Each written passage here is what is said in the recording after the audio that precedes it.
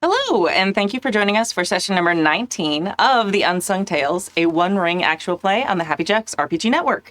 To find all the sessions of this game, you can visit happyjacks.org/unsungtales, and to find all the shows on the Happy Jacks network, you can visit happyjacks.org. My name is Kimi. I'm your Loremaster for this incredible campaign that somehow, every week, there's a new thing, and every week I'm like, oh, it cannot be better than that, and then eventually we get a moment that is as amazing as that. Please know that we are using safety tools for this game. We have X cards in play, we've done lines and veils, and we also do post-game conversations so everyone knows how everyone feels and we're having a good time. But there is definitely not a lot of gore or even fighting in this game. It's very much vibing in chill Middle Earth with occasional scary things that aren't really too gory. So enjoy.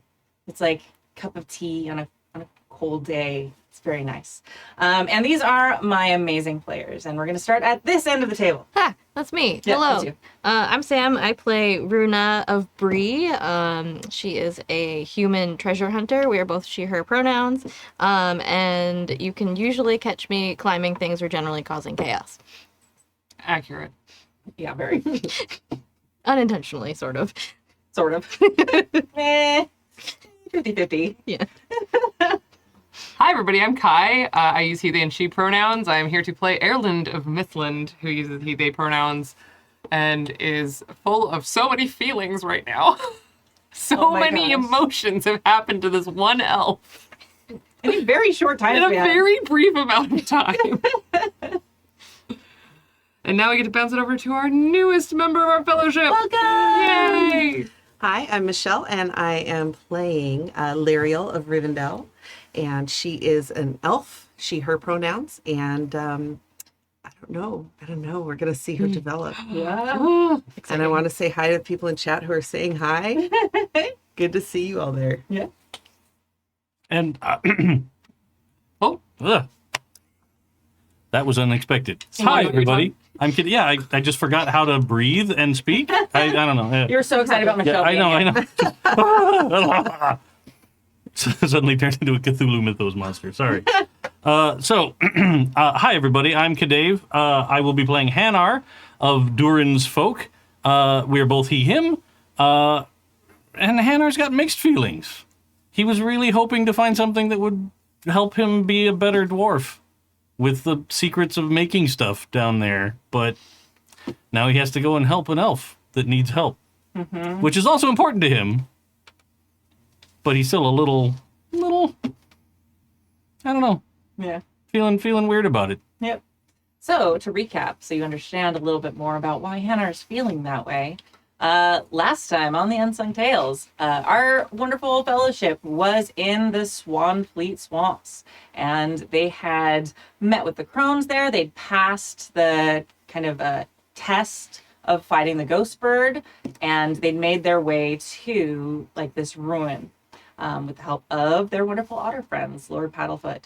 And they made their way down into this, what they discovered was basically a sunken palace that had over the centuries sunk down into the marsh. So they went down to the bottom of it and discovered, as they explored this, all these different rooms with different purposes, but they all seemed to echo the purpose of helping someone remember things. There was a room that was listen and remember, a room that was see and remember, and then there were also carvings, incredible carvings throughout the whole palace, telling the history of Celebrimbor and some of the great works that he made with, he was the one who created many of the rings, and specifically the 3 elf rings. So as they were going through there, they realized they were looking for Celebrimbor's greatest treasure, and each had an idea of what that might be. Hannar was looking very excitedly because this whole place, he could tell, was dwarven made. Even though it was of elvish design, very clearly something like Celebrimbor himself had designed and been the architect for some reason, dwarves had actually forged the whole palace and all the things in it, which is a very kind of strange pairing, especially at this point in history. At the time, it wasn't quite as strange, but now it's a little bit of an odd pairing. And as they went through that, they finally got to the top. They met with the ghost bird who was recovering from her wounds from their first encounter, and they got some clarity about the sleeper was actually a person of some type, they thought. And they got past some cursed statues by remembering the name of the sleeper, thanks to Aerlind's amazing lore knowledge and resources that he just happens to carry at all times with him. And they got to the top and they realized that Celebrimbor's greatest treasure was actually his lost love. So this lost love had been bitten by a snake, which was actually Anatar, or Sauron in disguise at the time. So it was poisoned, but he didn't want to leave Middle Earth for Valinor, even though that would have cured him, because he didn't want to leave Celebrimbor. So yeah, so he himself was Celebrimbor's protege, so he created a powerful ring himself of sleep to put himself to sleep to stop the poison from overtaking his body. And he went and he put it on in secret in the middle of Swanfleet, where he thought Celebrimbor was trying to get him to go to Valinor, wouldn't find him. Celebrimbor found him and built this palace around him to protect him. So this is basically a huge palace to Celebrimbor's love for. So this person has been asleep for ages and likely has no idea that Celebrimbor long past has been killed. And as of this point, you can tell that they are still afflicted of the poison. You can still see the puncture wounds in his leg. And so you don't know if waking him up is a good idea. You decided against that. And you were walking outside. Your friendly ranger that Leorin sent to help you peaced out. He was like, okay, I have a lot to think about here. Just wandered through the creator of the rings. Yeah. Like, there's a lot for a poor ranger who's like, wait, the ring is I feel like he kind of showed up and was like, oh, you guys are a lot. Yeah, we're a lot. Whoa. accurate. Yes, accurate.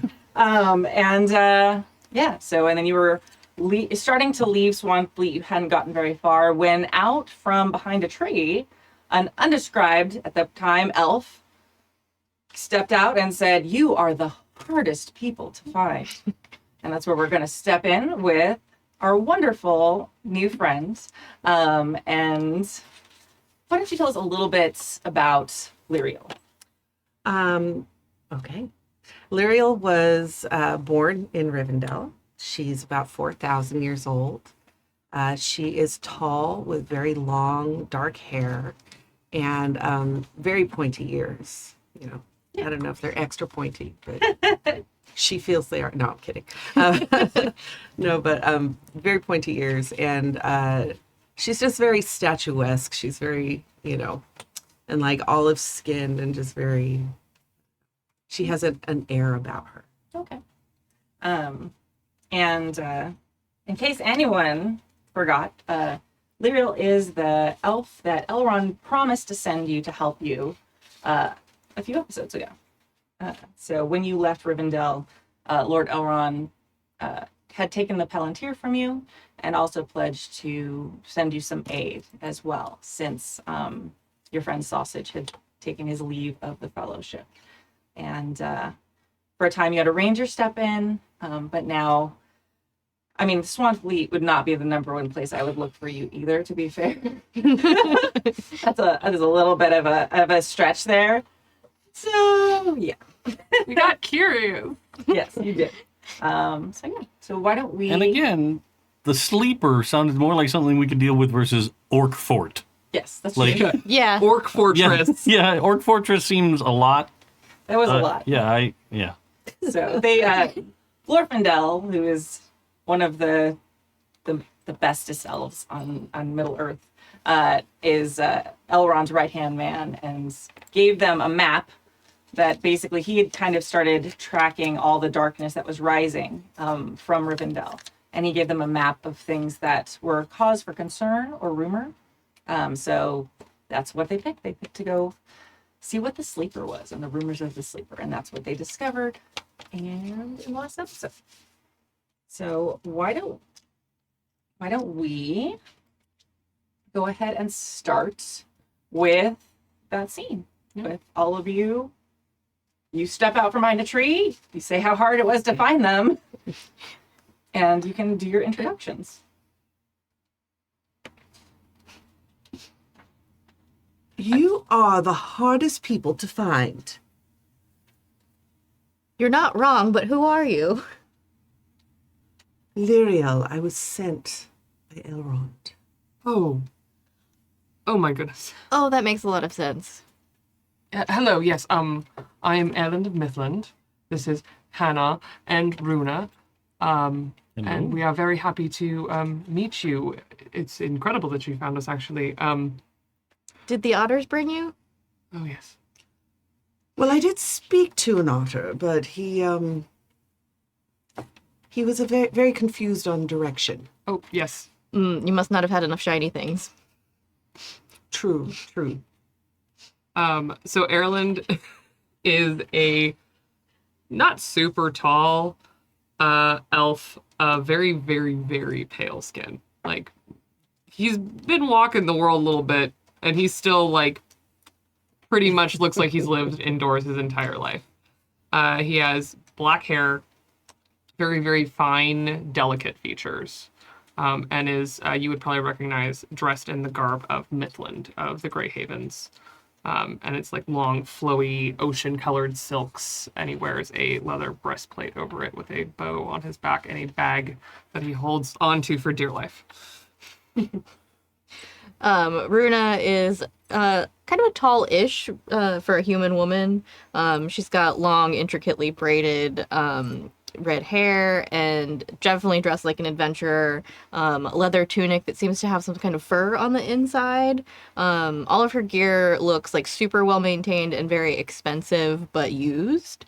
And she has kind of a golden retriever vibe that is very obvious. And Hannar's, he's wearing sort of traditional dwarven armor, but it's underneath just this bright, colorful coat that he kind of wears all the time. It's a lot of little pockets and little things. The best fictional character I can kind of give an idea of his personality is sort of David Tomlinson from Bedknobs and Broomsticks. Okay. Right? Like, he's been a traveling merchant for a long time because he's really not good at making things. Like, he left the dwarven city because, you know, in school he was not a good crafter. So this was how he tried to find a way to make money and make his way in the world. Yep. With a very large and scary axe. Yeah. Very, Yeah. very Oh yeah, large and I have very 2 scary. swords. It's Yeah. unnecessary. And Aerlind has a lot of books. That's what's in the bag. Yeah. The bag is mostly books. Mostly. You were sent to guide us. I'm sorry we got a bit, we had outside aid. But if you wouldn't mind, we have to go retrieve a boat and some horses. Well, I'm at your disposal. Oh. Well then. I'm here to aid how I can, Wonderful. but I'm not carrying those books. No. Hardly. That's a lot of You won't let books. any of us touch the books. It's okay. I need them. Mm-hmm. How's Liriel dressed? Is she more an adventurer? Does she have weapons? She has weapons. She's in like lighter mail, and you know she's ready for a fight Okay. if it needs to happen. You know, but she's also ready to just kind of walk a lot. Okay. She's dressed way more capably than Aerlind. Aerlind, whose robes are tucked back up underneath his cuirass. I forgot we're walking in the mud again. So his normally like ankle length, think Mediterranean beach vibes, but it's all blue and white silks are all just crammed up underneath this leather cuirass because they can't get in the mud. Oh, of course not. I just envision it like a pair of very poofy bloomers, all tucked up like that. I love it.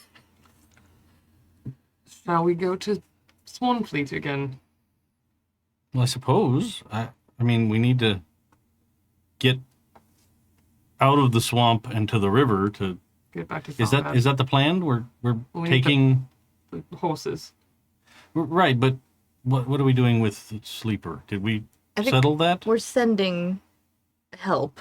I've been writing this letter, but also our companion has gone with word as well. Right. Yes. We've encountered something very recently that's peculiar. A point of some urgency and I guess not urgency because he's been asleep for a very long time. Urgency with the sinking, though. Yes. I don't think he'd make it another very long time Yes. without being lost in the muck. Mm. It's like, I'm very I'm sorry. confused looking. At least needs to be solved in our lifetime so nobody forgets again. Who is he? His name is Callum Eldon, and he was a someone of great import to the great smith Celebrimbor. Oh my. And he's asleep Yes. Very soundly. in there. Yes. Yes. And very well preserved. And safe. Yes. Yes. And being guarded by the guardian of these swamps. Excellent. So he's safe for now. Yes. But we think that perhaps finding a healer of our people would be in his best interest. Yes. Yes, because if he was put to sleep, then The must sleep be is not the grave. issue. no, it must be grave, his injury. Yes, he was afflicted by a bite of a servant of the Dark Lord. Oh, that's terrible. Well, then, yes, we should send word. I'm sure there are healers in Rivendell who can Yes, help him. yes. I was going to send word to Mithlond, to Lorien, and to Rivendell. Excellent. But first we need to get out of this swamp. Yes.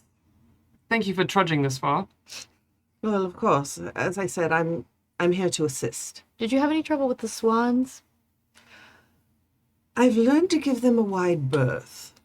That's what we've heard as well. They're generally cantankerous, would be the word I would use. Yes. As are the denizens of Swanfleet Oh, And Medcot. and Medcot. could it be that they're cantankerous for reasons? I mean, the swans are generally cantankerous, but I've not heard that of the other places. Aerlind just looks out at the swamp and like shifts their weight back and forth. Can't imagine why. Very well, then. A life of constant dampness, I believe, is enough to turn anyone. Oh. Are we able to find our way back out of the swamp? I feel like Runa would definitely have been paying attention on the way in with Lord Paddlefoot. Yeah. Um, Well, and now that you're not looking for a specific place, you know Yeah. the Swan Fleet ends. Pretty much any direction you go in, eventually it will become not the marsh anymore. Yeah. So it's a lot easier to get out of the marsh than it is to find a specific thing hidden in the marshes. great. So you absolutely can, especially because you have someone who literally just came in and is probably very easily to make their way out. But we do need to ask the Fantastic. question: where are you going? I gotta go back to Tharbad. Back to where we put the boat and the Yeah. horses. Right, Yeah. right. All right. Well, then we don't turn these. Yes, you We have a boat to return. make your way through a couple otters that you don't recognize as you go through, kind of like check you out, and Aerlind just waves at them. Same. they kind of do like a little bit of like they know like they realize when you wave at them that they know about us. So they kind of peel off. I know your charlatan routine here. Yeah. They probably are very used to like when there are travelers, which isn't super often here, like doing the, hey, we can talk, like give us cool stuff. And then they're like, oh, they know our tricks. I feel like Runa leaves like a couple shiny things like on some stumps on the way out. Like, here you go. You're very good at gifts. Yeah, generous is literally on my character Aw. sheet. Aw. You're both the treasure hunters, and I'm the one that never gives people anything. Advice and wisdom. Yeah. Yeah. All right, so you make your way back to the river and kind of the ruins of Theraband. And your boat is there, and your impervious ponies are there. Yay. Perfect impervious ponies. Yes. So Theraband's actually a very large ruined city. And as you as you kind of make your way in, you tied your boat and your horses up to just kind of did you do it on ruined docks, kind of an empty space? Did you do it in the city or kind of to the edge? I don't think we pulled them specified. ashore. Yeah, I would say ashore, but not in the city. Okay. Yeah. We've run into enough scary things in ruins and the lake. Yeah. I mean, it's a ruin for a reason of some sort. Yeah. Hannar doesn't know why, but Well, I think we knew that you knew places to hide them. Yes. yeah. That's right. I did say I traveled down here. This was kind of my turnaround point in my route. And I think we talked about it, and I think we did say that you would know the city was pretty much routed. There's some flooding, and then there was a plague that went through that kind of finished off the city. There's been some flooding, and the flooding kind of did some damage, made it not super appealing to people to move back into. And Bree's right there. Why would you? I mean, there's Swanfleet right there. Why would you? Oh. You can just move into the swamp. I think Aerlin's been to Tharvad, but good luck getting directions out of him. All right, so you find your boat and the ponies. Do you have a horse with you or a pony? Sure. It's ponies Just so I'm from not other walking stuff. behind everyone. I mean, I'm also walking. Yes, because not everybody it's in our loadout. Yeah. Well, in my special version of the loadout, elves can go as fast as ponies. Because you're Oh, so okay. nice. Magic, yeah.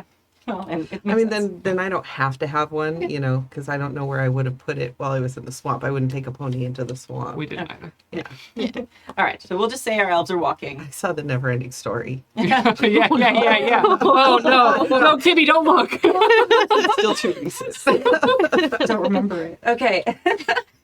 Okay. And so now you have your boat and your ponies and your new friend. And now where do you like to go? Are we still going to head to Bree? That was kind of our original plan. Yeah. What are we doing with our borrowed boat? I think We is have the a question. boat that we borrowed from your lord of your house. Borrowed or borrowed? No, it was We're given. Freely lent. Yeah. yes. The actually the princes arranged it. Yeah, they're super fun. You would have heard rumors. So when our fellowship visited the last homely house, they made quite the impression. Elrond's twin sons, who in our version of Middle Earth are a little bit the bro dude elves, made best friends with Runa, climbing waterfalls and hanging out and sword fighting a lot of the day. And Aerlind met this human who's been living in Rivendell for a while, this young boy around the age of 12. So going by Estelle, who knows who that is? Some guy. Aragorn as a kid. And Hannar actually was getting lessons in drawing because at one point Hannar touched one of the Palantir and had visions of Valinor during the Age of the Trees. And he's been trying to learn to draw so he can recapture those images and kind of so he could show people what it really looked like, because most of the elves who are still in Middle Earth have never actually seen them with their own eyes.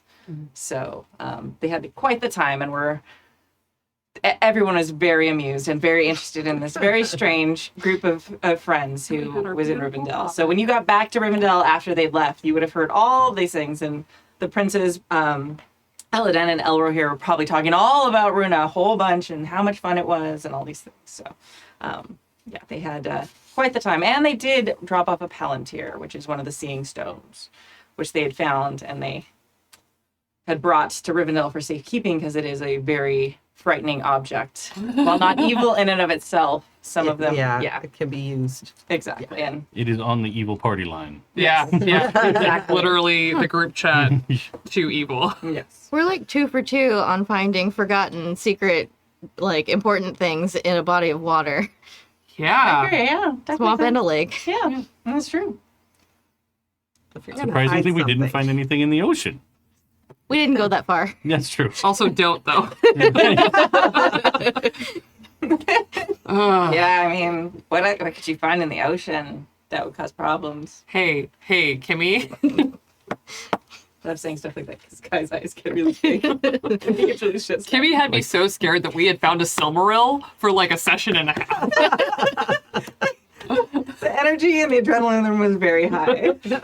All right, so We were traveling to Bree, and I think that might be the best course of action because there I can we can hire some messages Agreed. because Very well. I don't foresee any of the cities in this swamp having messengers that can get to the elven city of Lothlorien. I don't think so. Yeah, I mean, Definitely not we the guy could with go the that hat full way. of feathers. we could. It is a hard journey. I must say I've always wanted to.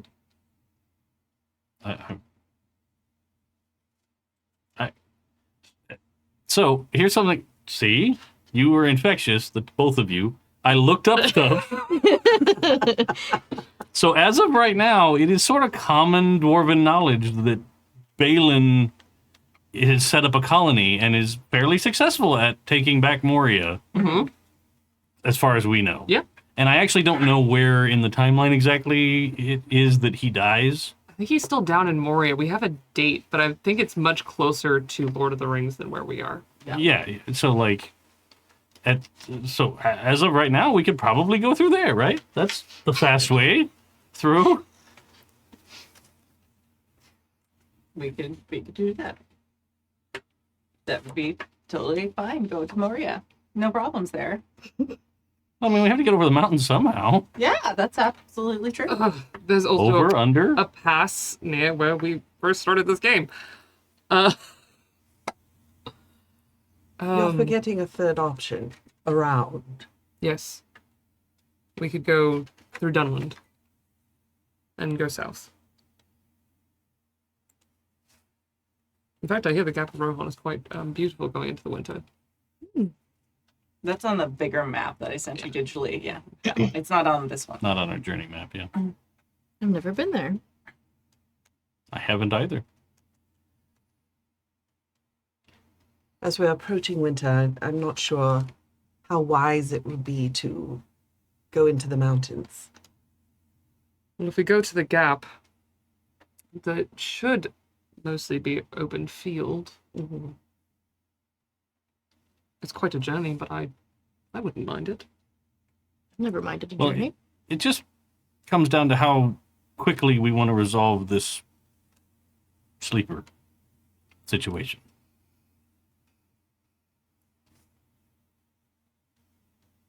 The quicker thing to do does seem to be to go to Bree and send word. In multi-directions. It's the less exciting option, though. Well, and that one does have, like, I'm totally fine with either option as the Loremaster. I mean, this is obviously someone of great import. And just sending messengers, you wouldn't necessarily know if anyone responded. Yeah. They all responded, if nobody responded. So, That's the math I have going on. yeah. So, I mean, totally an option there. Well, we know 2 of the major elf cities could talk to each other now. That's true. If Elrond's actually using the Palantir. Well, I mean, isn't there some way to signal that you want, if you're a person with one, you can't? No. That's the risk. Yeah. Ah. And there's also the risk if you're not Unreliable magic. super unreliable. Well, it's been corrupted. Sure. Yeah. So Yeah, yeah. if you're looking to the west, you're good. So technically, Elrond could probably call the Grey Havens with no problem.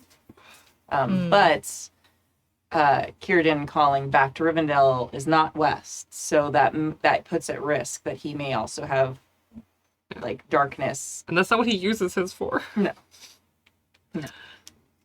So it's not. I mean, you could go to Elrond and be like, "Hey, could you call the other people and see what happens?" Oh, did the Elves of Lorien have one as well? I'm going to imagine that there's a way for them to communicate, but I don't think it's that. Ah, Well, we do have this boat to return. Anyway, we could take it back to Rivendell, deliver a message in person, and send the other two. or do we just send the boat with a note on it down the river to Mithlond? Anyone could find the note, though. We Yes, don't have to be super specific. yes, but we need to be quite specific. I would say let's take the boat to Rivendell. That seems wise. I think that would be our best course of action, because then they could easily come and retrieve this person.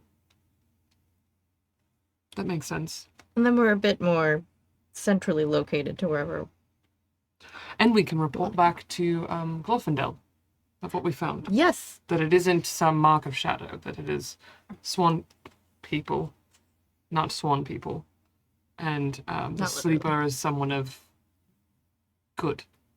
Probably someone he knows, Very well. Could Very be. well could. right? He's also a very old elf. Yes. All right then. Back up the river then. All right. Similar to last time, we were not going to do the journey mechanic for the river. But if you do end up going around to Rohan and Yeah. Laura, then we're definitely going to use it. I may also put in your brain, it might be a good time when you get to Rivendell to do a fellowship phase. Because we have so many points. So many points. That's a good point. So we're going to have you... This will be our fourth, right? Yeah, yes, I think so. So that means So it's it a means Yule. it's a special one. Oh, yeah, we get to do extra stuff. That came in at the right time. You did. Yeah. Yule and Rivendell? That sounds That sounds awesome. wonderful. It's not really Yeah. like Yule though. We're having summer Yule. We've gone a lot slower than... Yeah.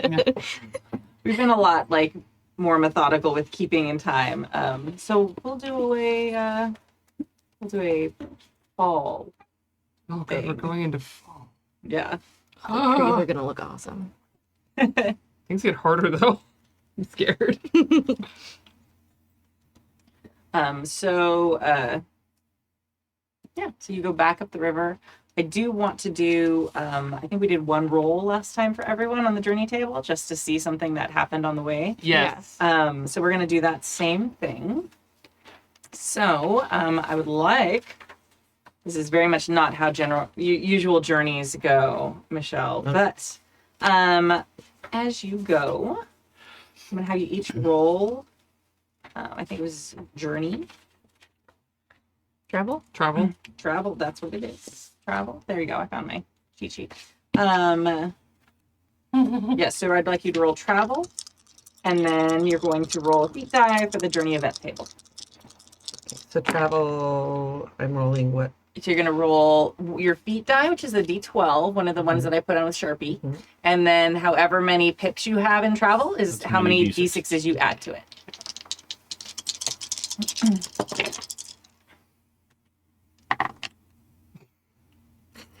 All right, let's go around the table and see what happens. We'll start it with Hannah this time. All right, so on the first, it takes a couple days. You're going to go up there. It takes a while. So this is a vague sense of time. We're not going to do like... Sure. Yeah. So the first event that's going to happen on your trip up the river, Hannar, did you succeed? Just a normal failure. A normal failure. Okay. Nothing tremendously bad, but and we're going to see. well, I mean, on this roll, Okay. I didn't get an eye. I also didn't get any Tengwars. I just straight didn't make it Okay. because I rolled a 1. on my Ooh. feet die. So. Yes, we do. Please roll a feat die, please. 7. A 7. Okay, on a 7, there's a mishap. So this actually is going to happen. So, so what is the mishap that occurs that adds an extra day to your journey? Also, the dog just came in, so if you hear panting, I'm very excited to play this game, but I'm not that excited at this moment. Just so you know. No, that's the person-sized dog in the room. Yeah, Fenris, aka Ranyar, has joined the party in the room. Yeah.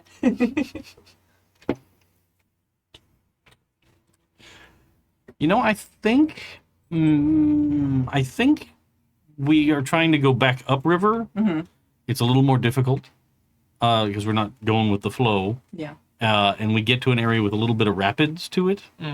I think the boat capsizes. Oh. Okay. Oh. No. Yeah. So we have to recover the boat from the base of the rapids and drag it upriver, and maybe even do the, there's a word for that, and it's totally flown from my head. Where you pull your whole boat from the river Beach and you it? carry it a ways on land and then put it back. Oh, yeah. There's I'll a think of term it. out there. Yeah, it'll happen in like Yeah. 10 minutes. We're just shout Yeah, it yeah. in the middle of the next scene. Or Chad will tell me before Yeah. I can remember. Yeah. I think that we lose a whole day because we have to. That's right, portage. Portage, yeah. Yeah. Or potage. It's with an R. Portage, oh. But yeah, so I think that we start going up. We end up hitting a rock that's under the water, like you couldn't really see it. It's just in the rapids, and we all lurch off into the water and get to shore okay because it's not like disaster, No. right? So then we have to drag the horses and see what gear we can fish out and get the boat from the base of the rapids where it slows down again. It takes a while. Yeah, it takes a while for sure. Okay. I buffed the spot where we hit the rock. Yeah. Can't return the boat to Elrond looking like that, No, especially as a I captain. can. Yeah. All right, I am going to have each of you mark a fatigue for that. Yeah, that's fair.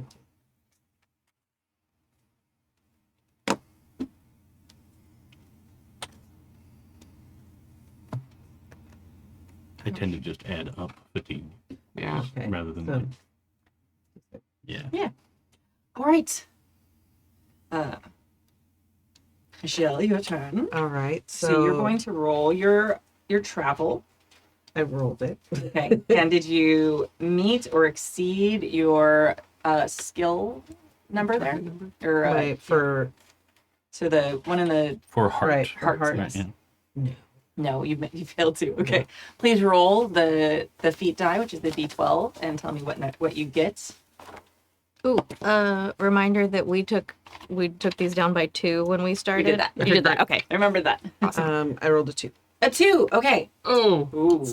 Uh-oh. Uh-oh. Okay. Ill choices. Oh Oh no. All right. So the target gains 1 shadow point red. So yeah. So we're gonna have you add 1 shadow point, which you will be able to get rid of very soon because Yeah. we're going to. This has never happened to us on a journey. though. No. No. So I want you to think, and we can give ideas if you want to. What is it that happens as you're going? And maybe it has to do with what happened with the capsizing of the boat. That just fills you with unique dread or awareness of the darkness that has kind of been starting to impede into Middle-earth. If you want a minute to think about it, we can move on and come back to you. That's totally okay too. I think that, while we're carrying the boat, we're wet, sun's setting, we're cold, and we're so wet that a fire, we can't even do a fire. And I can hear things around us All in right. the dark.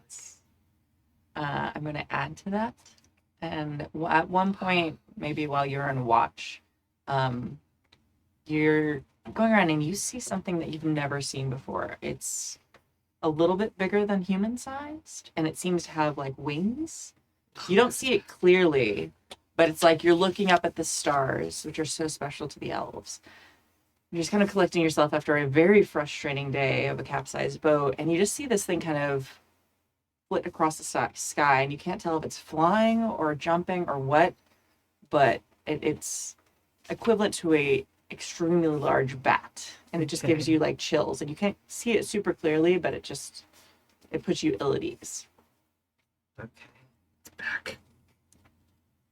What were those guys called again? Silent Doom. Silent Doom, Right. something horrible. They were Silent Doom in Zendar, and I don't remember what the word was. Yeah. but it's Out in my of notes character, somewhere. I love them. And Yeah, in, they're weird in bad English, guys. carrying that boat is called portage. In Spanish, we call it escrude. Oh, Absolutely. yeah. Yep, it's accurate. So whether you decide to mention that to your companions or not is up to you, but that gives you 1 point of shadow. I think I might keep it to myself for now, because if it's bugging me, I don't want to freak them out. Okay. No. All right, Aerlind. I rolled travel. It didn't go Oh, well. no. Wow, This is not a good a hard journey. I never succeed on Ever, travel yeah. rolls. But usually everyone, it kind of balances out. But Yeah. okay.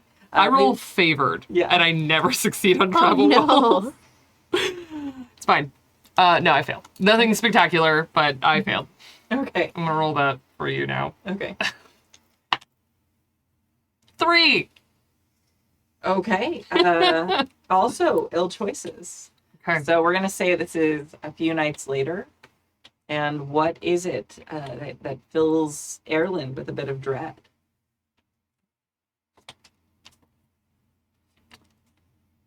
I think looking over all of the notes from the palace and thinking about how eagerly he went to cynicism Mhm.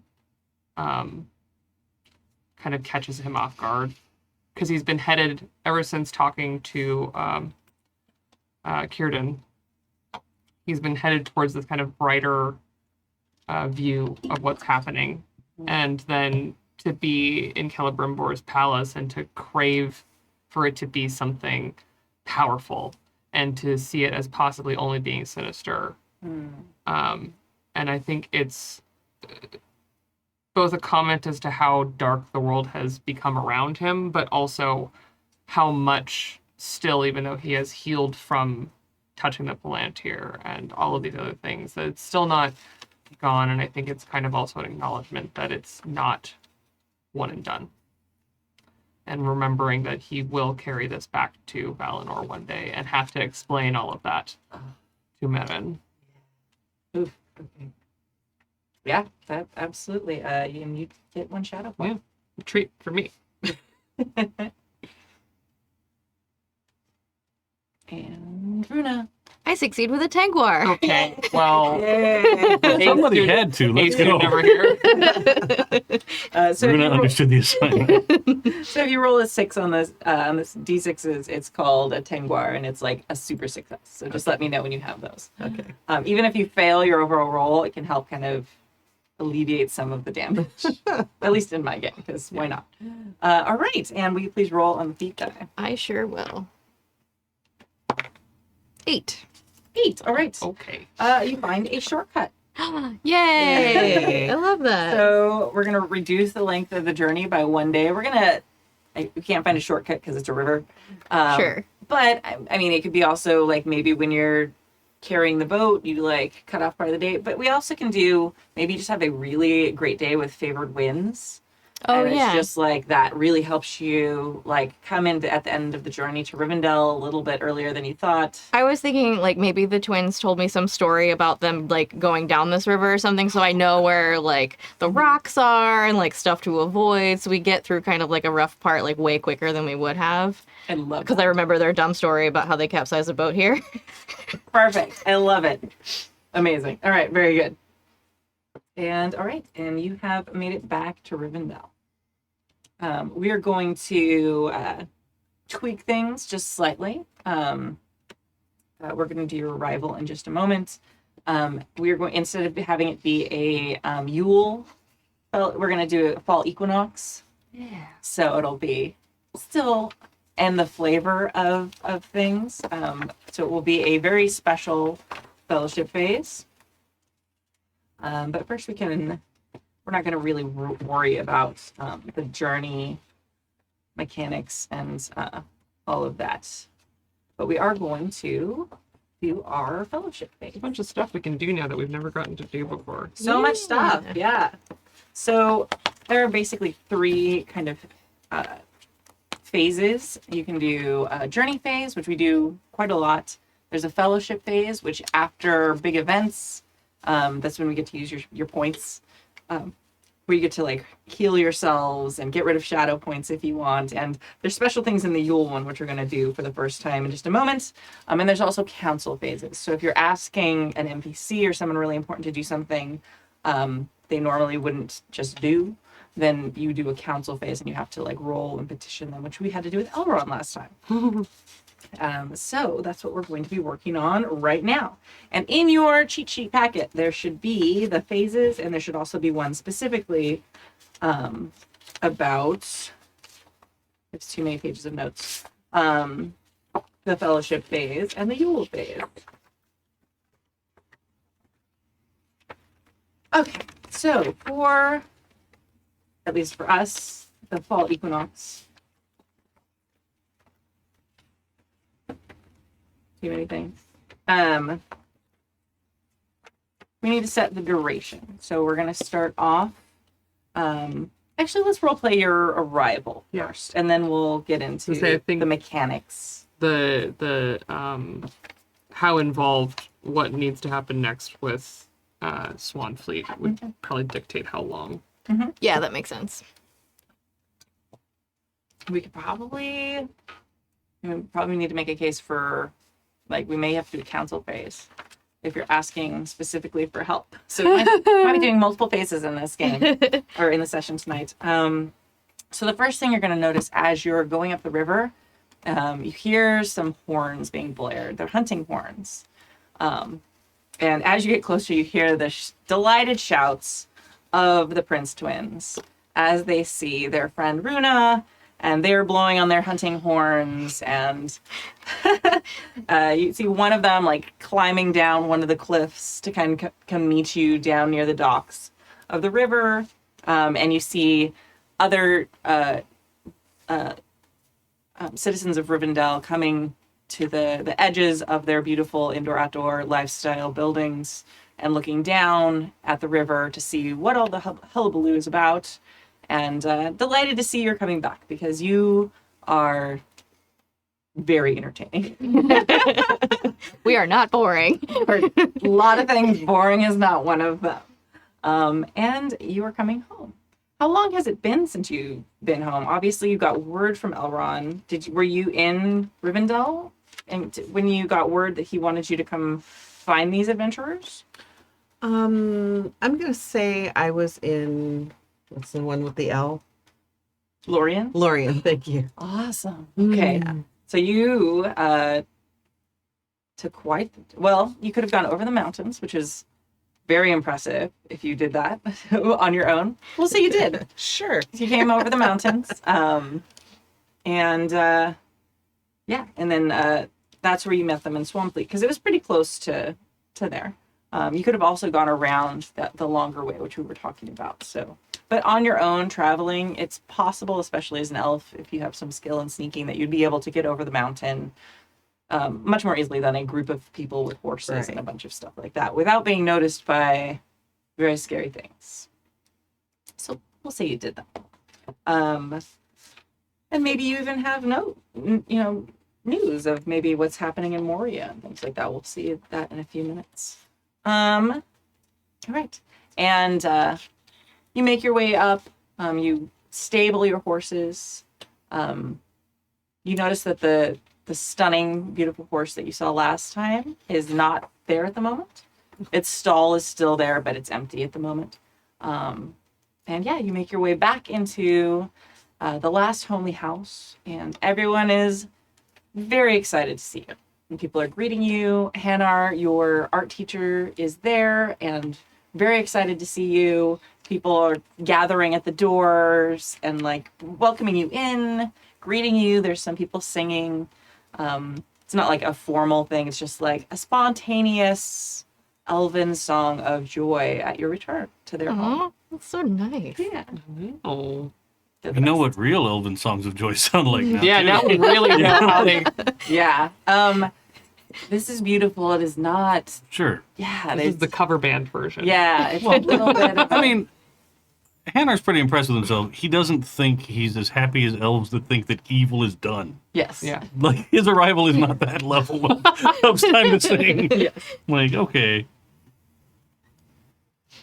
So yeah, and you come in and you're offered food and people chat and ask what you've been up to and are you interested in telling them or are you just we've been adventuring? Elrond is not there at the moment. It's just kind of the people. I think Runa would avoid what we found in a sunken palace and tell people all the other stuff. Like, Okay. we fought the ghost bird. Look, this is one of its feathers. And I made friends with the old crones, even though they were not friendly. And we saw an otter and it talked. Yeah, they very still interested, and the ghost bird is fascinating to them. Talking otters, and they seem surprised. Like we didn't realize there were still that many awakened creatures in the world. That must be interesting that they've passed that knowledge on for so many generations. Because otters don't live for very long, especially if you're an elf. Very, very short period of time. Yeah. So yeah, and you were welcomed. You were fed. Your horses are stabled, and you are able to have a council with Lord Elrond if you wish. One of his helpers comes and says, "Hey, welcome. You know, Lord Elrond makes you welcome. Welcome home. We are very happy that you've managed to find our adventuring friends. Some of us had taken wagers on how long it would take you. Not because of your abilities, of course, but because our friends are full of many surprises, we have learned. But obviously, you did a very quick work of it, Liriel. Do I get a share in any of the bounty from those wagers? Well, I myself, of course, would not make any wagers, but I can slip you some names, and maybe you should see a few people about it. Lord Elrond is currently occupied, but he sends you greetings, bids you make yourselves at home. We will make your rooms ready as before. And if you would like to speak with him, if you have business or news, please let me know, and I will make arrangements for you to speak with him post haste. We do have news, and I see that Lord Glorfindel, is he away? Indeed, we are expecting him back in the next day or so. Wonderful. We would very much so like to speak to Lord Elrond. We do have news of some import. Again. Oh, indeed. All right. You don't have another paladin, No. do you? Oh. No. Nothing so dire. Oh, good. He looks a little relieved. But still quite important elf news. Something quite splendid. Oh, excellent. Well, glad tidings indeed. Most excellent. I will tell Elrond, and we will see as soon as you can speak with him as soon as possible. So thank you. Polite bow, leaves the room. And would you like to do the council first? Would you like to do some of our fellowship phase first and then go into, after a vacation stay at Rivendell, end with a counseling phase as players?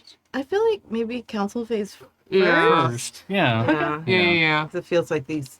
I don't The think we news is want to like important. Yeah. rest up before like breaking I'll tell the you in a news. bit. And I feel like over the journey, we've kind of clued you in as to how crazy this palace was with Yeah. all of the details. And like, by the way, there's like an entire relief that was like the size of the entire tower of the Forging of the Rings. Oh And my god. there was also like, Sauron before we knew he was evil and all that stuff. Like, we told you all of Everything, it. yeah. Cursed death statues. Yeah. Yeah.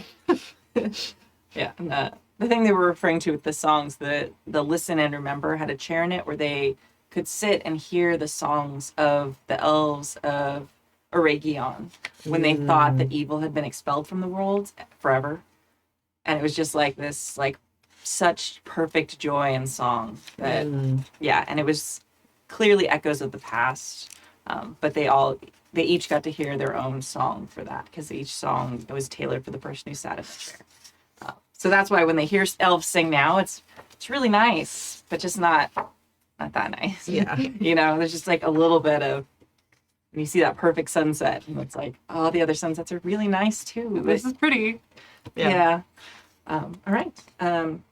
We'll say then, like you're able to go back to your rooms. You're assigned the same rooms as last time. You have obviously an actual home in Rivendell. You're able to clean up a bit, change clothes if you want, get the dust of the road, or I guess a spray of the river off your feet. The muck. That's Muck. You get to finally be completely dry after being in a swamp and then on a river and then being dumped into a river and then getting back on a boat before you are summoned and Lord Elrond would like to see you. Reminds me of so many days at fair. So many days at fair. Oh, the dust. Oh, man. Oh, And just like it gets on everything, especially after that many weekends in a row. All right. Sorry. A lot of us work at Renaissance Fair. For those of you who didn't know that. Okay. Anyway. All right. So you are summoned to this time Elrond is actually in the Hall of Fire. So he's not in kind of his council room where his big chair is and the fanciness. He is in a little bit more comfortable attire. And he's sitting having a conversation with seemingly some friends. And there's some people singing on the side, but nothing formal. People are just kind of around this big fire pit in the center on these risers that are built into the ground. And chit-chatting and snacking and kind of the vibes of like a Greek hangout party, but not quite that, like more casual than that. So it's not an official party, but this is just a kind of a gathering place for this community around the fire. Nice. So, and he very much seems to be trying to give the impression that this is not like a formal audience. Like he is welcoming you here as his friends, which is kind of special. And my friends, welcome back to Rivendell. It makes my heart glad that you have returned to my house so soon. It is unexpected, but I hear that you had quite an adventure with crones and talking otters and even a capsized ship. oh yes. My ship is all right? Yes, I made sure that it was whole upon its return. I would expect nothing less of Círdan's prize pupil. You honor me. But someone said that there was something else that you discovered, and I have to warn you, if you have brought another palantir, I will have to send you out of my home. No. He says it like kind of joking. But not. Yeah, but not. Yeah, it's like, there's a little edge there. It's like, Aerlind takes it as the threat of that it should be taken as. Just out of character question, is Elrond old enough to have known the sleeper? oh yeah. Oh, yeah? yeah. Okay. Yeah, he was friends with Celebrimbor. Oh, Pierce, so. well, even better news then. Yeah. We found a unique treasure in the swamp. Indeed. You've heard the rumors of the sleeper, of course. Glorfindel has gone on about many things in the lands. I do recall at one point him going on about a rumor of a creature called the Sleeper that was somewhere in the Swan Fleet. It's not a creature. Oh, We found them. indeed. Your hesitation, it gives me pause.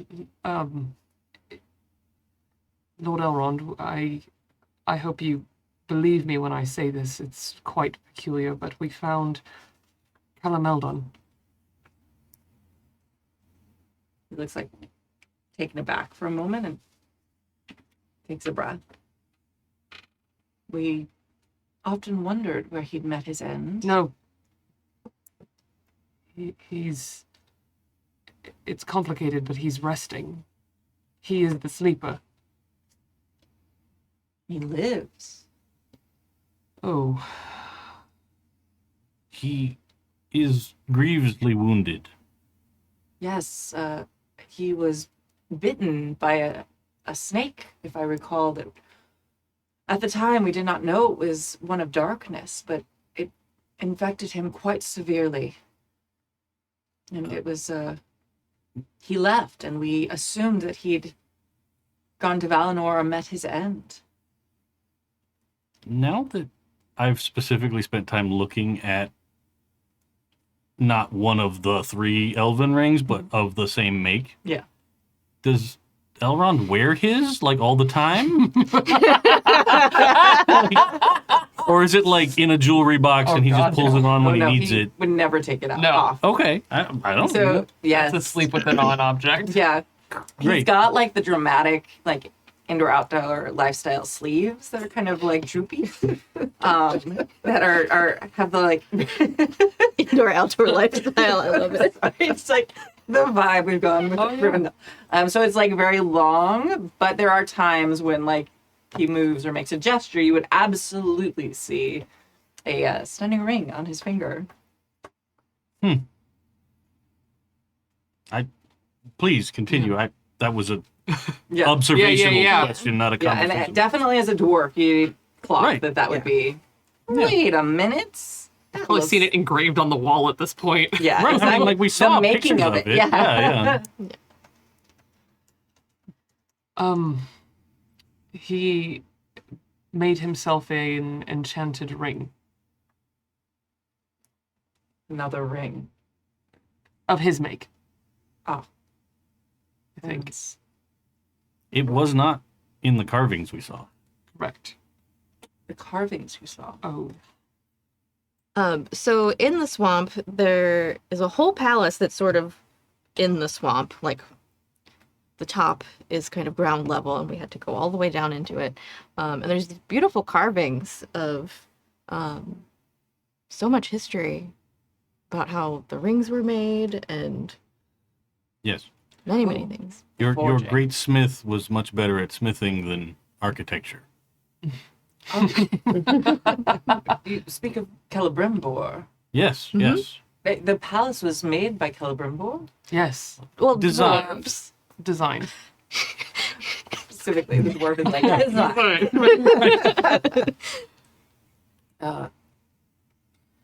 Perhaps you should sit. And he kind of like waves his hand, and someone brings over like the tea flavored alcohol that we love. Yeah. That the elves drink. And so the palace was designed by Celebrimbor, and it had it sunk into the marsh. It is currently sinking Oh, At a at a slow sedate pace. It is rate, not immediately in peril of disappearing. but its progress is not small. And I'm certain it made it so we were very difficult to find. Apologies again. Not at all.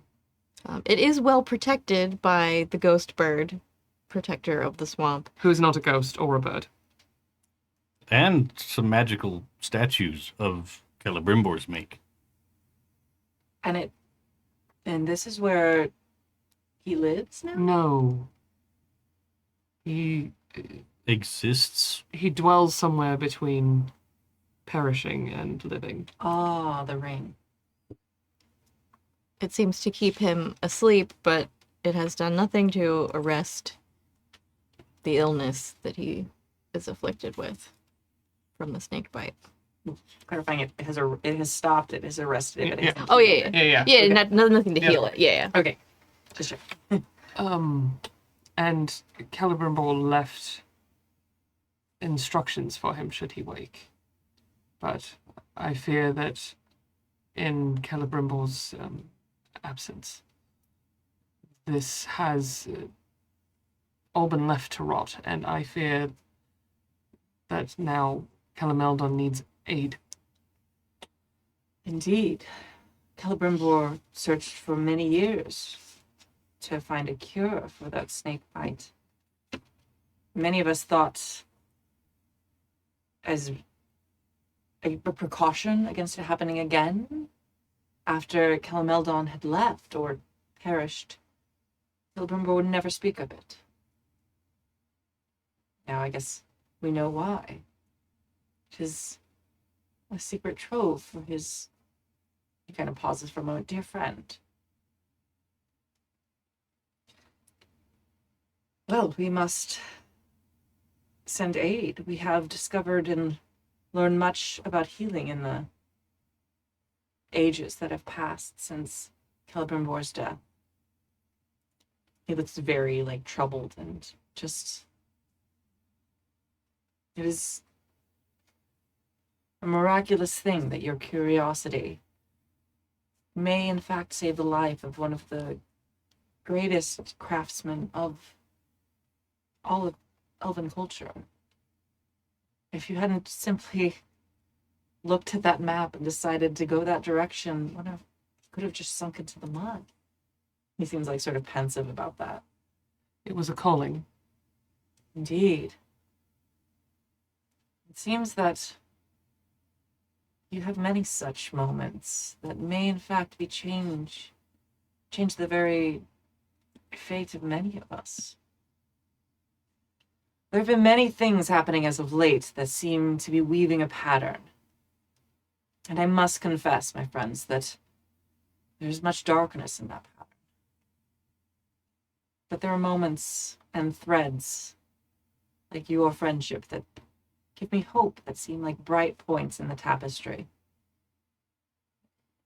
I'm very pleased to know you. It's an honor to be in your home. Well, we may be able to heal Calameldon.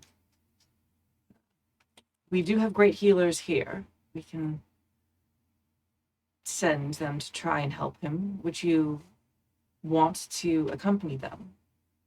Or do you feel that your calling and your need is pulling you somewhere else in the tapestry?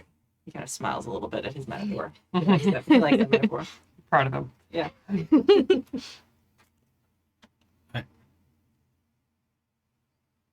I'm sure there's many more things out there to be found and to do.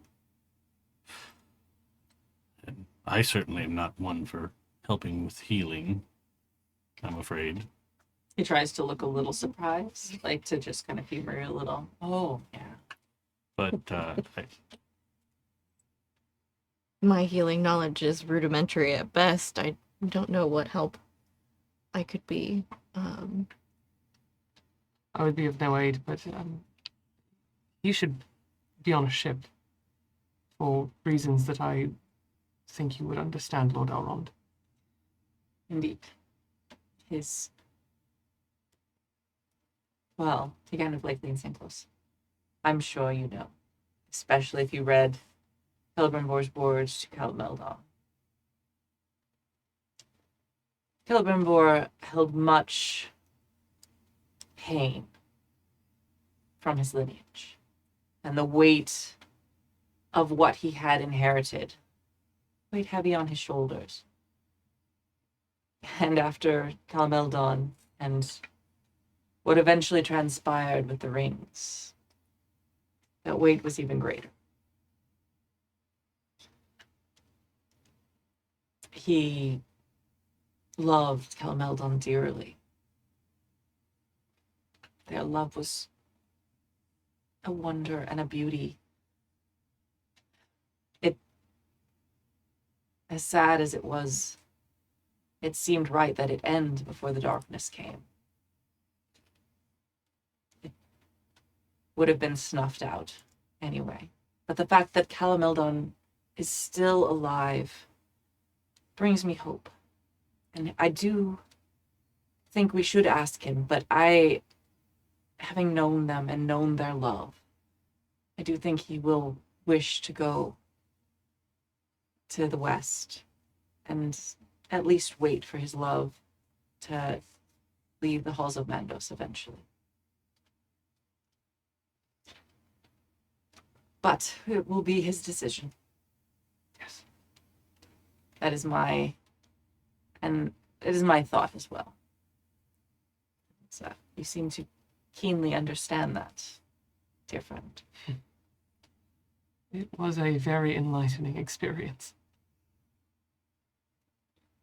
I too know what it's like to have a great ocean between you and the one you love. And my children bring me great joy and sometimes a little bit of a headache. But they, he looks a little over at Runa and smirks a little. And it is for their sakes that I continue to stay. And because there are so few of us who have fought the darkness. And in case it does rise again, it looks a little bit like dark in that moment, like he knows things that are coming that he doesn't want to say out loud.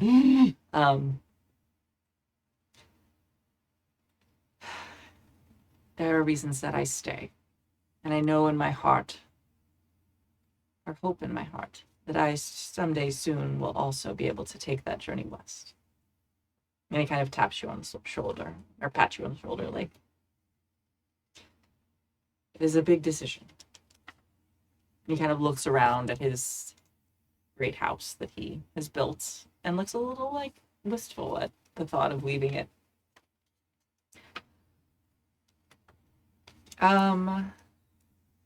And I got so into that I totally forgot to have you do a council phase, but he's agreed to go help you, so good job. Fantastic. I don't feel like that was a very difficult No. council Hey, phase. you know how you had someone that you really loved that got hurt by something Yeah, really dark? exactly. That this happened again. You should that's do just something about it. It felt so natural, Yeah. especially because they'd like known each other, Yep. and it was like, Yeah. oh, this. He would not be like, no. It's a lot smaller of an ask than Let take him this whole onto stink. your plate. Yeah, Let absolutely.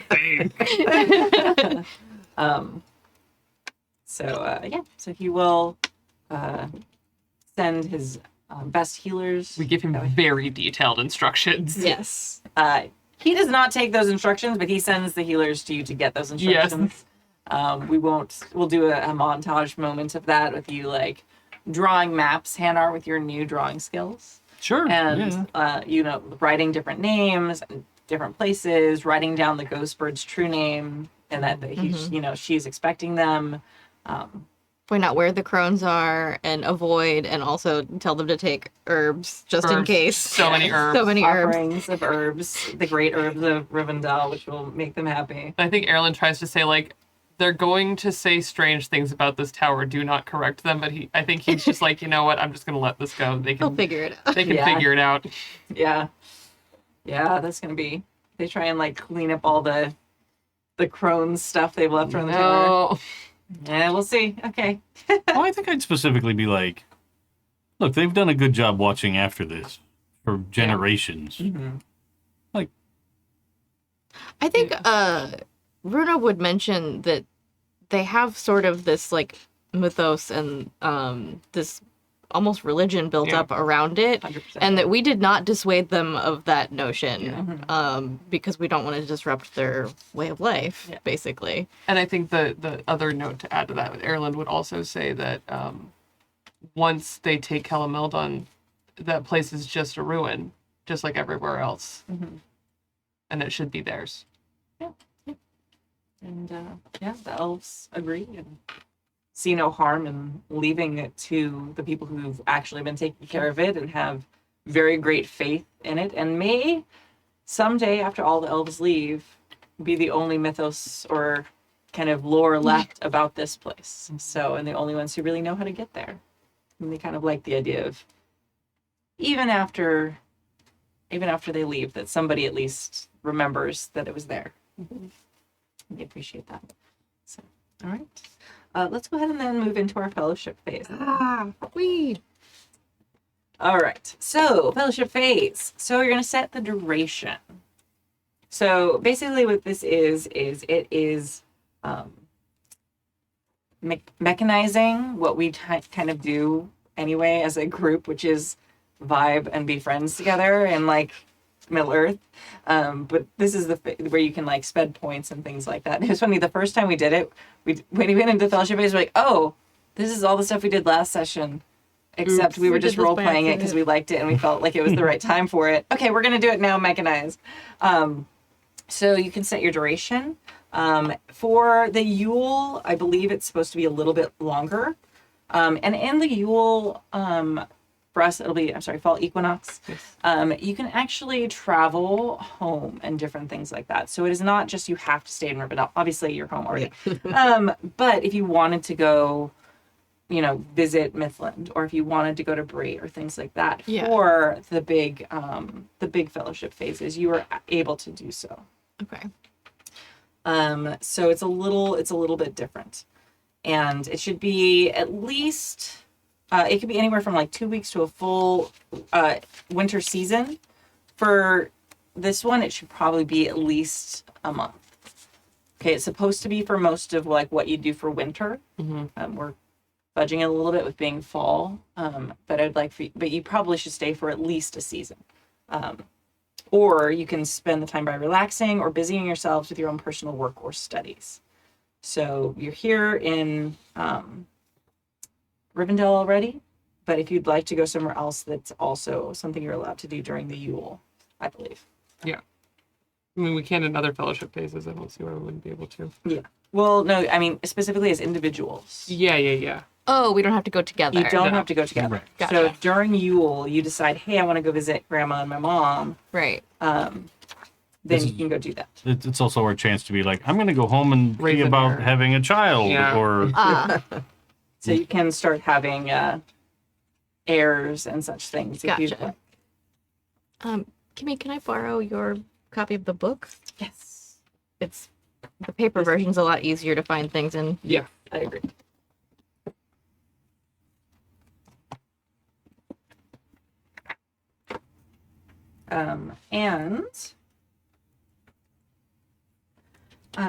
So once you set your duration, you will each kind of, let's see.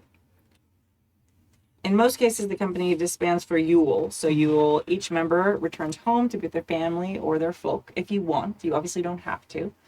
So you'll be able to let me know. And let's say we'll gather together again in like spring, like the beginning of spring. I mean, you can spend some of that in Rivendell. I'm not going to be like, you have to be in Bree the whole time. Yeah. You're allowed to spend, if you want to go until almost winter here in Rivendell, spending the time. Or if you'd like to go right away back to your other cities, that's fine as well. So wait, how long would it be for us to stay through spring? Well, we're saying it's like fall equinox Maybe like is usually September. 4-ish, 5 months. Yeah. Yeah, that's a long one, but Yeah. okay. I mean, I'm also fine with you traveling in winter if you want. I mean, Oh. it's not great, but Yeah. Yeah. Yeah, that's rough. okay. Yeah. Skip winter. Yeah, we're just gonna skip winter. Okay. If you'd like, we can do where you kind of like go through the harvest season in Rivendell, and then right before winter you can go back to your own homes, or you can stay in Rivendell too. You don't have to leave. Lord Elrond makes you welcome as long as you wish. I mean, I would stay in Rivendell. Yeah. Because you're home You're anyway. home either Oh. way. Yeah. Although I hear that Runa's grandma's cooking is something you won't forget. It's something to talk about. It's I don't know that it's definitely something to write home about, though. Something you won't forget. Unless you're writing a warning. Oh my god. Oh yeah. The food in Rivendell is gonna be way better for Yule. I'm Yeah. staying. Oh yeah.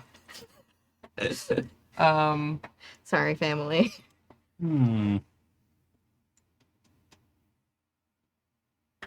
I think Aerlind is going to leave and go to Lindon, but not necessarily directly to Mithlond. Okay. But after staying for a while and eating good food and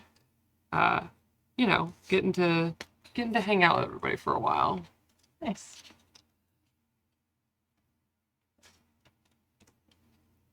Yeah. I think I'd probably stay through the fall Yeah. just to see, like, the healers return from going south and Yes. find out what becomes of that story, right? Like, that's definitely an investment point. Yeah. And then if they're traveling to Mithlond, Aerlind would probably say, like, well, I'm going that way anyways. Okay. Oh, yeah. But I think in the winter, I think Hannar's going to journey home, but he's going to go through the Shire on the way and stop and see Sausage and just Aww. Yeah. say hi and move on through. Yeah, I think on the way to Mithlond, there's no stopping Aerlind from going to Michael Delving. Yeah. God, this is awesome. Awesome. And Yeah, I think Runa gives you some gifts to take to Sausage. Yeah, absolutely. But and like- food. yes. yes. Outside of the fellowship, this is where her like next best friends are. And who gets to spend winter in Rivendell? Yes, So I think she like sends a letter to her grandmother that's like, I'm in Rivendell, I'm not coming home for Yule. To be delivered by one of us. Yeah. Because she knows her grandmother would be like, yeah, stay there, have an adventure. Learn all of the stuff that they have in their vault. Exactly. Some recipes. I want an inventory. Find out how they use salt. Yeah. Let's not get exotic. Yes. We talked her into salt a while ago, and it's the only thing now. But Maybe. it was a course correction that went too far. Yeah. Too far. Yeah. So Ingrid and Valdis are delighted to hear from their daughter and granddaughter, depending which one you're talking to. And they're very excited that she has made it to Rivendell with the elves and is best friend with some elvish princes. And they're wondering, like, I mean, what if the next generation of our, like, I mean, maybe they're half elf. Does that work that way? Like, they're not sure. Runa is very glad she's not there for that conversation. Yeah, not so much worried about grandchildren, but like continuing the dynasty of treasure hunters. Yeah. So yeah, Be a top tier choice as far as Yeah. next generation of treasure genetically, like Yeah. just the best treasure hunters ever. hunting. Yeah. Like half elf princes. Okay, Bloodline that reforms the line of kings. They're doing fine. they're doing all right. Yeah, I mean, can you imagine the like little girl treasure hunter that could be born from that? Because of course it's going to be a girl. Absolutely. Obviously, Yeah. all the treasure hunters are girls. All of them, Yeah. except for Hannar. Well, All in your in my life. family. Yeah. Hannar's not a good treasure hunter. He knows that. It's charming. Yeah. I think it started out that way as like a, yeah, I can collect amazing things as I go. And then it's just like, I'm terrible at this. Every time I try, I end up in a river. Just, Well, and then you hang out with me, and you're like, I could let Runa do it. right. You climb that thing. Yeah, I'm like, they keep putting treasure very high. What's the deal with that? Yeah. Every good dwarf knows you put the best stuff at the bottom. All right. Aerlind. So you're gonna head out. Both of you are traveling together for the time. Okay, Yeah. perfect. Then we do. Aerlind goes, I guess, by way of Mithlond if he's traveling with Calameldon and all of them, if that's where Calameldon goes. And stays very briefly. Just says, like, hello, and does more than the last few times that he, like, would dip home and then, like, vanish before anyone could talk to him. He actually, like, stays and talks to people, but then he goes, actually, Meldon, like, the because sleeper. we were going to stay Until we hear back about. Oh, Yeah. you What's back there. I happening? thought you meant Yeah. traveling with him. I'm like, okay, that's not quite what's happening. No. Okay.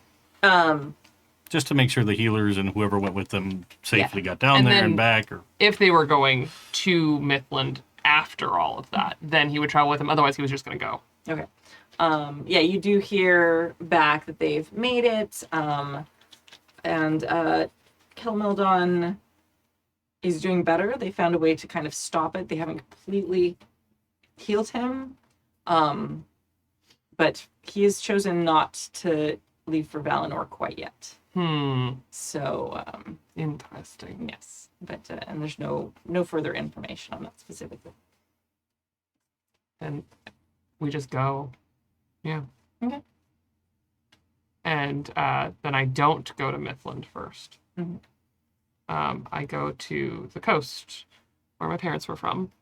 And I go and I think I spend some time alone, which Aerlind has done seemingly a lot of, but not in the like meaningful, like figure my life out kind of way. Right. And he goes and spends at least a week near the forests where his father would cut down the trees and bring them down to Mithlond. And then eventually, after spending time there and thinking about all the events of the last, couple months now, letting some of that be something to look forward to instead of something in the past to fear. And he goes home and tells Círdan that eventually he will travel, but not yet. All right.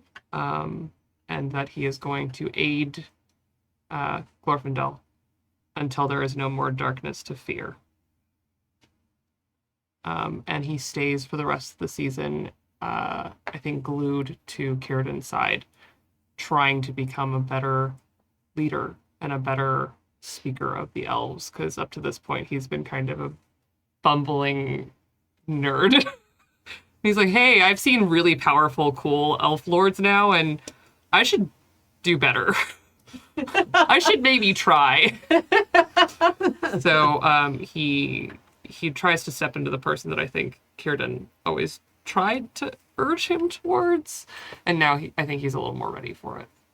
Yeah. Like, Círdan was preparing him. Yeah. He knew he could be this person. And he knew it would happen in time. Because Círdan's seen a lot of young elves. And he's very proud. And you do sense the relief when you tell him that you will be traveling west, even though it's not yet. Like, there's a sigh of pride and enjoy himself that he can expect to spend forever with you in Valinor, because he does care about you as a person. And while he realizes there are many things that could befall either one of you up to that point, it's nice that you both have that to look forward to. And there's kind of an unspoken promise that he won't let Círdan sail alone on the last ship. Yeah. And Círdan appreciates that. Because Círdan has made a similar promise to stay until the last elves leave and to see the last ship off, and knowing he won't be alone. And if something were to befall him, there would be another shipwright who has made that same promise to stay and see it through, is a little bit of a relief, knowing that who knows what could happen. At some point in your visit there during this long stay, he does take you to the White Towers. He takes you to the top, and he does show you carefully the palantir that he uses.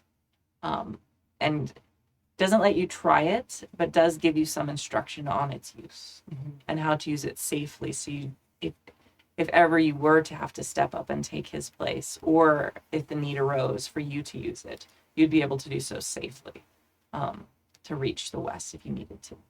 I don't write a single note. He notices that. But he also appreciates that. Yeah, I don't write any of it down. Don't put your password on a sticky note. Yeah. Nope. On the bottom of the palantir.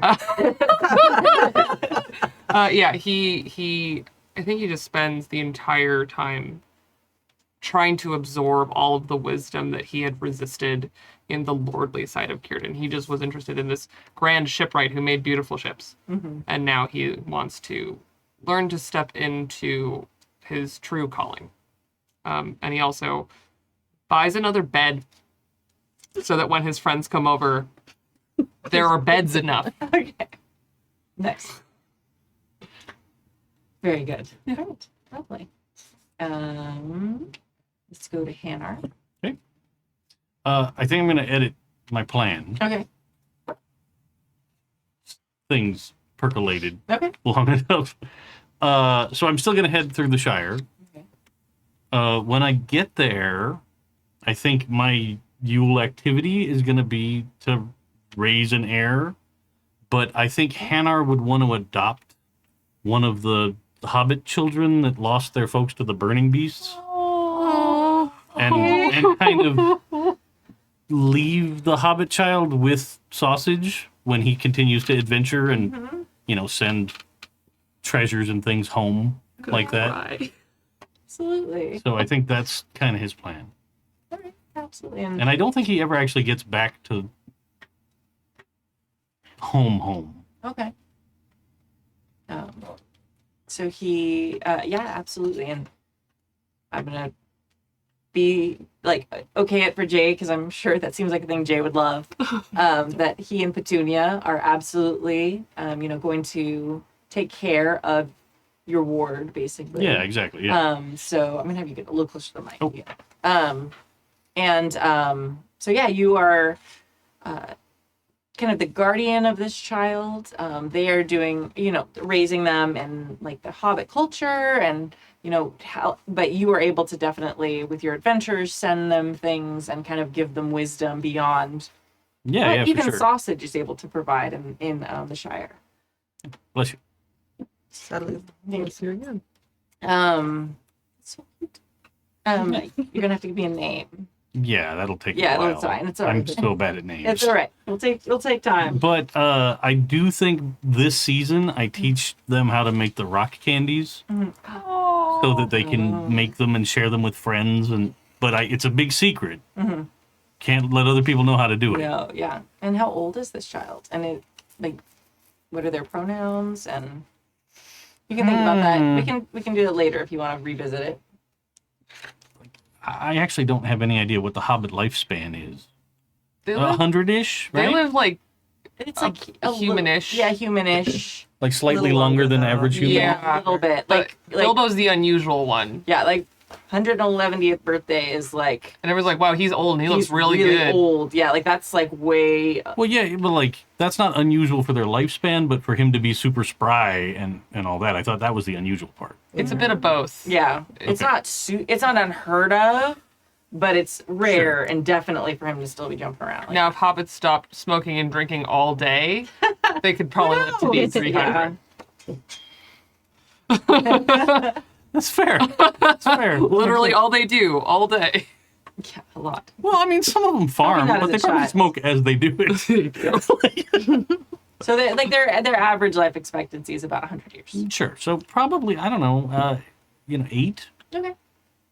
Like just getting to that Cool. cusp of being a real person age. I'm just picturing an 8-year-old hobbit. Oh, we have so many cute little hobbits in this There's story. so It's many. infectious. So many cute ones. Okay, great. And so let me know by Yeah, like I'll- next session or so. I'll names and all ponder that it stuff. and, yeah. Okay. And they are going to be like super cool and kind of like kid famous. Like they are the child of the fire dwarf. Right. That's the whole point of Yes. this exercise. Yeah. Absolutely. And like when you came through and like this like it was just amazing. All the kids were super excited and like this child is going to grow up and like just as part of this incredible legend and it's very exciting. And specifically, like mechanically speaking, I love the idea of someday there being this hobbit that inherits this massive dwarf axe.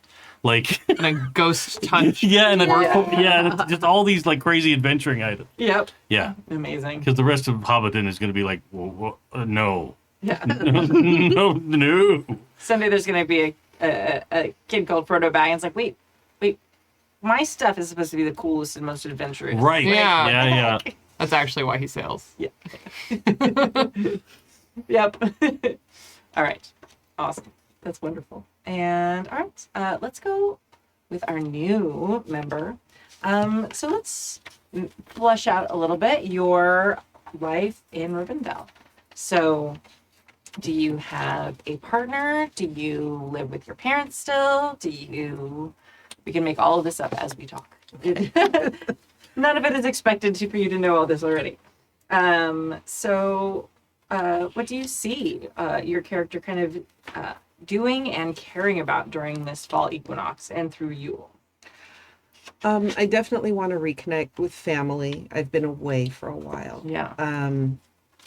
Rather than having a partner or anything like that, I wanted to see the world. Okay. So I went traveling and meeting different people, training sometimes, Yeah. just really seeing the world and seeing the different peoples in it and learning. Mm-hmm. And so I still technically live with my parents, but I'm not really there. Yeah. So it's kind of like a coming home from school type of vibe. Well, and it's very much like at Rivendell is kind of like a commune. So like your parents live there, but you probably have your own like little like place, like apartment. Like everyone's like Right. big rooms. Right. Because and I'm stuff. not, I'm not like a kid. Yeah, But I'm not not, yeah. So I'm happy to be home. I'm happy to visit them. I'm happy to reconnect with friends that I haven't seen in quite a while. Yeah. Because I've probably been gone a while. Yeah. Like, Yeah, especially if you've been exploring and off in Lorien, and you got message like on your way back, you got the message that you needed to find the Fellowship. Why specifically did you believe like why did you go to Lothlorien? Did you want to train with someone? Did you just want to see it? Because it's sort of like the pinnacle of elvendom on Earth at this point. Even though Rivendell is amazing, it doesn't have the splendor that Lothlorien at least kind of reflects the grandeur of Valinor in some pale ways. Rivendell's meant to be a home, a homely house, a place where people are comfortable and live. So it's a little bit different. So there's many reasons you would travel there. Maybe to see a friend, maybe to meet someone. I think kind of all of the above. Okay. I definitely would know that there would be master swords people and master bow people, like archers who I could train with. And definitely to see the sights because I had heard so much about it. And of course I'd want to go there. Yeah. Sketch picture. No, I'm kidding. There's no cameras. So. No, yeah. But at least those mental pictures. Yeah. And those memories and meeting new people, and just kind of like a tourist, but one of those tourists who feels like a local, if that makes sense. Yeah. And I stayed there for quite a while. Okay. I'm going to say like 50 years, probably. Perfect. Okay. Yeah. Amazing. Yeah, and as especially someone coming from Rivendell, like there are, to us it seems like there's thousands of elves left in the world, but most of them know each other or at least know of each other because it's not thousands of thousands. Like Right. it's a small number for an entire population of a people. So you would be welcomed pretty much in any major elven city. You would know somebody or be related to somebody or have trained with somebody. Like it's a small population that all connects to each other. Maybe I have an aunt in Lothlorien and, Yeah, absolutely. go visit her and stay with her for a while. Absolutely. And especially as someone that Lord Elrond trusts so much, like you'd be welcome anywhere. So you probably even got to meet Lady Galadriel, and which is exciting and amazing. There are not that many Noldor left on Middle Earth, so it's cool. Probably a little intimidating too. Yeah, More than a little. yeah, absolutely. Someone who's seen the trees, it's like a really big deal. Yeah. 'Cause- Yeah. All right. Okay. Okay. Yeah, because even Lord Elrond. So, Yeah. all right. And Runa, Yes. what are you doing? Yes. I think we all know the call of adventure drives Runa's decisions at all times. Yes. So I feel like she at first has like good intentions of like, I'll just stay in Rivendell for like a while and then I'll go home for Yule. But then the princes are like, we're gonna go hunting like in this area. And she's like, oh, I want to stay and do that. And then like I feel like she does try to like stay get to know Liriel a bit more. She's like, we're gonna be traveling together, like hang out and get and like make friends. And so she just keeps putting it off and just like ends up staying. Okay. Maybe that's kind of when you make that decision. Maybe the two of you hit it off. Because you're used to the book flavor of elf. That's true. What? And, now you met the princes and you're like, oh, and Liriel is much more the adventure flavor of elf. Yeah. So I feel like you two probably get along fairly well. So maybe that's where you decide maybe you should continue to explore with them, and you hear about the wild things that have happened to them in a very short amount of time. And I'm like, what? yeah, and maybe that, like or Lord Elrond said, there is some sort of tapestry or fate or something like pushing this group of friends, and maybe that's something you want to be a part of. I can see that. Yeah. Runa Definitely. loves trading like adventure stories, so she would happily like want to hear all about your times in Lothlorien and like everything. So definitely, I think she spends her time over the winter, kind of just like making friends and enjoying the adventure of being in this place that most humans don't ever get to spend time in. Yeah. And like further developing her friendship with the princes. And I think the one thing that I was going to do mechanically is do the tell a story. Okay. Where's the where'd it go? Thing. Recount a story. Swap one of your. Okay. Swap one of your distinctive features. I don't necessarily want to get rid of one, but I think I think you have to swap. Yeah, that's Yeah, the you have point. to swap. Mechanically, that's the point. Okay. Yeah. But I think she kind of really took to heart what Lord Elrond said about like how this tiny unlikely group of people like keeps making big differences almost by accident. And if he's cool with it, she's like, is it okay if I like write down my story for you to have in your library? So I know you probably don't have a lot of human stories in there. And small as it might be, it might inspire people to try even when they think that there's nothing they can do. He's delighted and honored to have you want to add to his library. And that it's like the greatest thing you could say to him as a big book nerd. Like, can I write down this awesome story that is my life and have you keep it for all eternity so that it's not lost, is absolutely something that would make Lord Elrond very clearly, like, he smirks a lot and he smiles a lot, but that is something that makes him truly smile, like a full smile, like with like so much warmth, and he absolutely accepts and provides you with anything you need. Yay. Yeah, so I think she kind of, from like the fighting the giant fish through the finding the sleeper, like kind of that section is kind of the story that she tells in her book. And just she thanks him. She's like, you bring that to my attention really gave me a lot of hope that we do see a lot of darkness in our travels, but even someone with as short a lifetime as me can make a difference. Indeed you can, young Runa. And you and your companions give me much hope too. Even one who has seen darkness defeated can sometimes forget that there is strength that can stand against darkness, even as it ebbs and flows. And I would be honored to have your story in my library. Thank you. Thank you. Yay. Yeah. And I'm going to change one of my distinctive features to Mary, which means it's harder to like bring you down, basically. Good. Okay. All right. So for the mechanical pieces of this amazing story, do we have to actually do mechanics with the fellowship phase? Sitting over here frantically turning book pages. That's okay. So you spend skill points to develop your skills and for your training, and adventure points to increase either wisdom or valor, and to increase combat proficiencies for growth.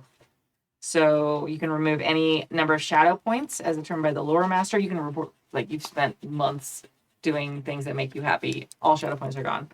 And then you can buy no more than 1 rank in any skill or combat proficiency. Michelle, we're going to have you just go ahead and add whatever the party has for this last adventure. How many points are you spending right now? I spent a lot, but I also Okay. didn't spend a lot last time. I have a tracking sheet. Oh, got it. Perfect. If you will share just like the last couple bit. So she's got something to bump up a little. And since it's you also get a bonus of your wits Yes. number as points. Yes. Oh. So at Yule or fall equinox, Thank you. each adventurer also earns bonus skill points equal to your wits. My wits are great. Is a lot. So, well, you're like your rating, whatever that is. Yes. Yeah. That's great. Okay. That's big help. Okay, so the last time we spent a bunch of stuff, we have since had 5 sessions. So that is 15 points for adventure points and 15 points for skill points for you. Okay. And then plus And then we what also we get for wits? your wits Okay. And then, score. so the wit score, that's an additional Yeah, on top so- of skill Gotcha. point. Oh man, my wits are 6. All brain in here, guys. Lots of brain. I mean, judging by the books. that makes Just skill points, not adventure points. Yeah, that's still great. Means I get to add something that I wanted to add and ran out of points for. Thank you, Dave. There is a cheat sheet. And Michelle, you can borrow mine in just a second. I just need to look up something really quick. There's a cheat sheet not in there on what it costs to level up. Yes. Yeah. And feel free. Oh, thank Dave you. has his, yeah. During this phase, you're also able to change your useful items, which we haven't been like super strict on. But if for some reason you were like, "Hey, I wish I'd had this whole time," you can swap them out or use them. And then we'll do undertakings in just a minute after we finish all the point stuff. Now for Yule, it's very special. You each get to choose a regular or Yule undertaking. Ooh. So You there's did special one. ones. Yeah. Yeah, that's That's Runa the had recount a to story. do That's that. the Yeah, one I we can picked. start. Yeah. I'm Um, gonna make sure that the people who haven't chosen one specifically. This is going to be such a shock, but I'm going to study story and figured math. What? No way. Out of character. I know, never happens. I realized while I was looking that one up that I haven't been using the distinctive features because you can use them to improve your chances to succeed at a roll that like makes sense with them. Oh, Oh, that's exciting. Yeah, now we know. now we know. Do any of your distinctive features help with travel, Aerlind? Keen-eyed. Yeah, we should. Yeah. Mm. So the Really one I thanks. picked, Mary, says your spirit is not easily discouraged, and you can find the light in the darkest of shadows. So I feel like that is good for like hope rolls and stuff. Yeah, absolutely. She's learned. Yeah. Yeah, well, look, Character Elrond's growth. wisdom and amazing. I love it. Very good. So yeah, I'm just going to read these out loud. So for undertakings, you can gather rumors. You can meet your patron. You can ponder storied and figured maths. You can strengthen your fellowship. You can study magical items. You can write a song. We play songs a lot, but there's official mechanical songs. So there's a distinction between our role playing a lot because we like music songs and the others. And then for Yule undertakings, which we haven't had available before, we have heal scars. So you can spend 5 adventure points to remove 1 shadow scar. You can also raise an heir, as Hannar has chosen to do in this phase. And you can recount a story, as Runa has chosen to do for this Yule undertaking. So many amazing things.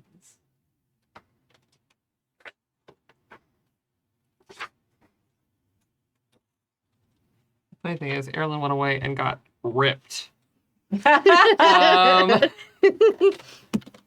mean, I can see that, like working on ships again and building ships. And I was seeing it more of like his focus doing that because he's near the shipyards, so of course he's going to do that. But going and focusing on really understanding that there is a war coming, that something is out there, that something that is dangerous. Remembering how hurt he got fighting the burned beasts, and how dangerous the world is starting to really seem, and thinking about all the things that Glorfindel said and everything on this map, which is the thing that he was studying.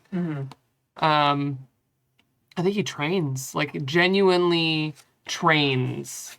Like a Middle Earth CrossFit montage with Yeah. Aerlind? Okay. And he goes running, and one of the things that I'm taking, I'm adding valor, and I'm taking prowess again, but to reduce my target for strength. Oh, okay. Excellent. And he trained for another point in archery. Okay. So we're going to be really scary with a bow now. Nice. And he got better at traveling. We're going to see how that actually pays off, because the dice usually say otherwise. But we're going to try again. Yeah. It's already a favored roll, and you still have not succeeded one time. But now I rolled 2d6s. I know. Oh.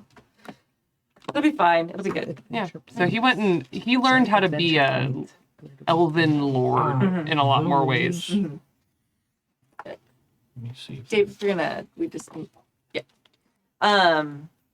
that's amazing. I love that. So, like, what does the training montage look like for? Like, I don't really want it to be CrossFit. I was. Oh no, for sure. Yeah. I think it starts with just being down at the docks and kind of doing more of the same thing, and realizing that there's all these people lifting stuff around him, and he's not doing any of that. He's like, well, you just use a block and tackle. It's so much easier. That's why we made these. And then realizing that some of the other people around him, the woodsmen coming from the river and all that stuff, are a lot buffer. Yeah. Okay. And going like, oh yeah. And thinking about like Gohir and all these people that he knows that he looks up to. And again, starting from, he went and thought about his father, who was a woodsman. And he's like, okay, I've been following the footsteps of my mother this whole time, who was a sail weaver, and I am going to learn how to then embrace this other part. And so he goes in the woods, and I think he starts going like running every day in the woods and not stopping and staring at trees, literally actually running through the woods. Okay. And practicing with his bow, and trying to find in him the same steel that he saw in, Sausage with the spear facing down that giant, horrible beast, and thinking of seeing all of his friends being knocked around and him being in the back and feeling a little useless, a little powerless in that situation, and going, I need to step up. I need to be more if I want to be here and be worthwhile, helping Glorfindel, helping my friends. And so he puts it to himself, and he starts training. Genuinely training. And I think he stops wearing such flouncy, ridiculous silk robes and starts wearing more like lordly, trim, elven traveling clothes. Oh, okay. Wow, this is a big transformation. Yeah, he made a choice, and it is going to be remarkable when he returns. Amazing. I love it. And I can see why, this, stout-hearted little hobbit, like facing down these beasts with a spear would be incredibly inspiring. Like that bravery and that fortitude to just be able to just plant themselves and fight that way would absolutely change someone's whole view on what they need to do and how they need to, handle themselves in these, dire situations against the darkness. It's amazing. I think he also fights off that shadow point. I don't think it's something that goes easily. I think he struggles for it, and he really digs deep on this one and realizes that power is something that he can't just find. Okay. I think that, like, once you get past that point, I think Círdan, like, recognizes that you've pushed that shadow from you, and that's when he finally takes you to the White Towers.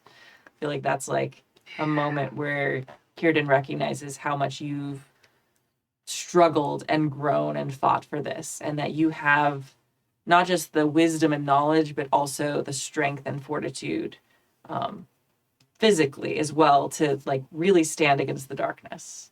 And that's when he's like, all right, come to this tower and see this palantir, and this is how you use it in case I ever am not able to do this task. Awesome. You live for 3,000 years and finally figured out that in order to do something, you actually have to do it. Yes. It's weird. Just reading about it only gets you so far. Correct. Yeah.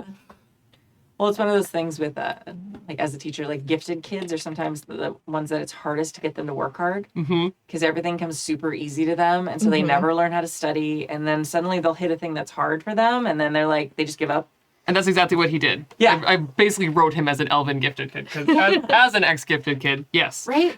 Well, and then especially, like, if you're an elf. Like, elf kids are super gifted at everything anyway. So it's just got to be so hard to, okay, you have to actually practice this. But I can balance perfectly on anything, even without trying. Okay, well, all right. Yeah. And he was exceptional at the thing that he thought he wanted to do forever. Mm-hmm. And then he went, wait, I can't do this forever. The elves are leaving. Oh, no. All right. I feel like Runa is having the opposite adventure of Aerlind. She is I'm going the wisdom route for her, so she's Oh my getting God, smarter. we're trading. Yeah. I Yeah. know. She's over here learning with the elves and getting smarter instead of just hitting stuff with her sword, which she's still doing. She's Of course. Because I am upping my sword skill Okay, for practicing. that's needed. Okay. Yeah, you definitely needed that. To self. But for the virtue that I'm gonna choose, I'm gonna choose the language of birds. Okay. So stories told in the North speak of how the Dalemen can become so wise as to comprehend the speech of birds, and by so understanding their song be forewarned of impending threats or be able to spot a weakness in their enemy's defense. So you can communicate with any bird with appropriate skill rolls to receive tidings, deliver messages, and so on. And if you're outside once during combat, council, or journey, you can choose to become inspired on a roll.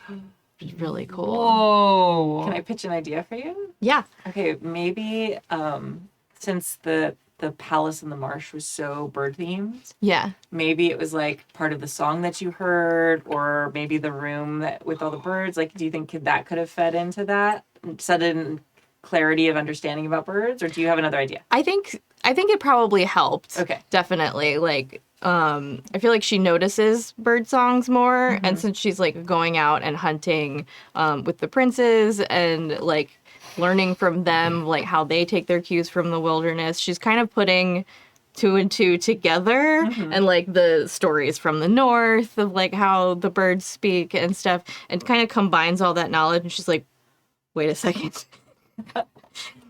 Has kind of like a light bulb moment Okay, of like understanding. that's awesome. I love that. Fantastic.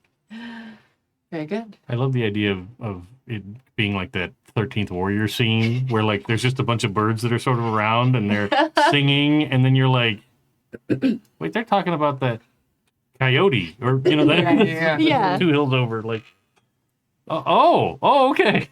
Yeah, I feel like it's like the practical knowledge of like from the elves of like, well, when the birds sound like this, it means this. And then she takes a little bit of that like mystical experience from the swamp and is like, no, I can hear what they're saying.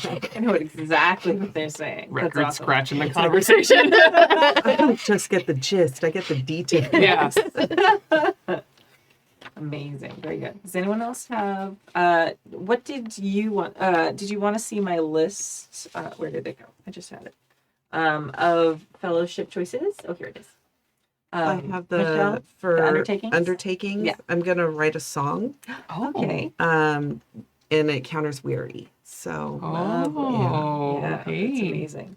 So you're going to do the walking song, I believe that is, or is it the song of victory or the song of walking song is journeys. So that's the fatigue. Okay.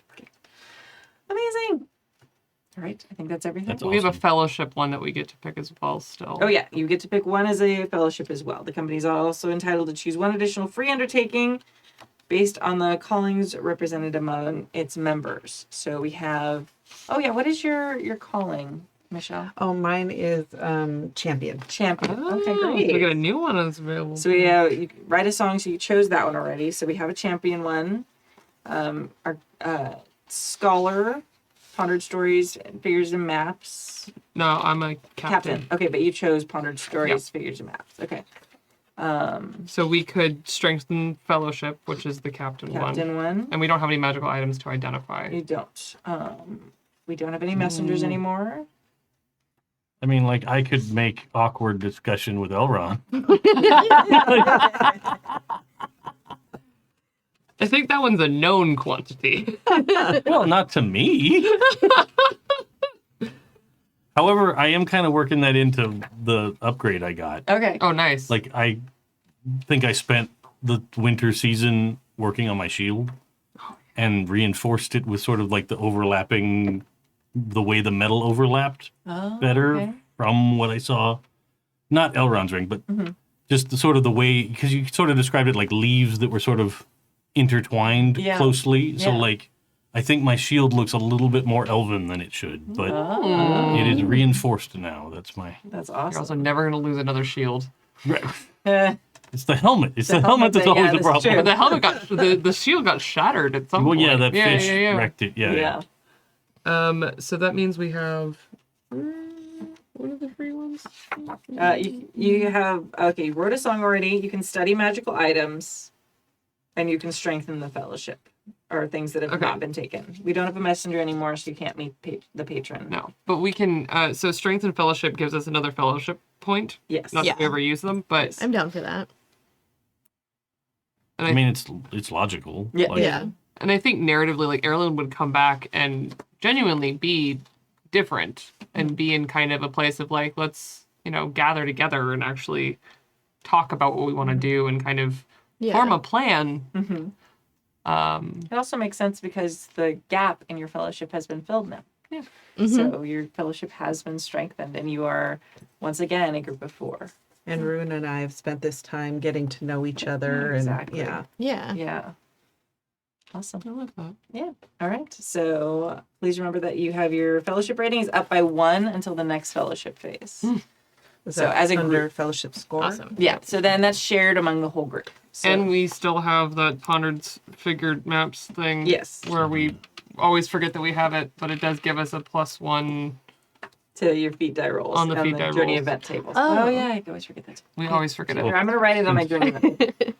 Since we had the at least several months with Glorfindel's map, like that the makes- real one, not just the little And copy. Aerlind, like, going over it in, like, the library in Mithlond and really, like, laying into it as much as possible.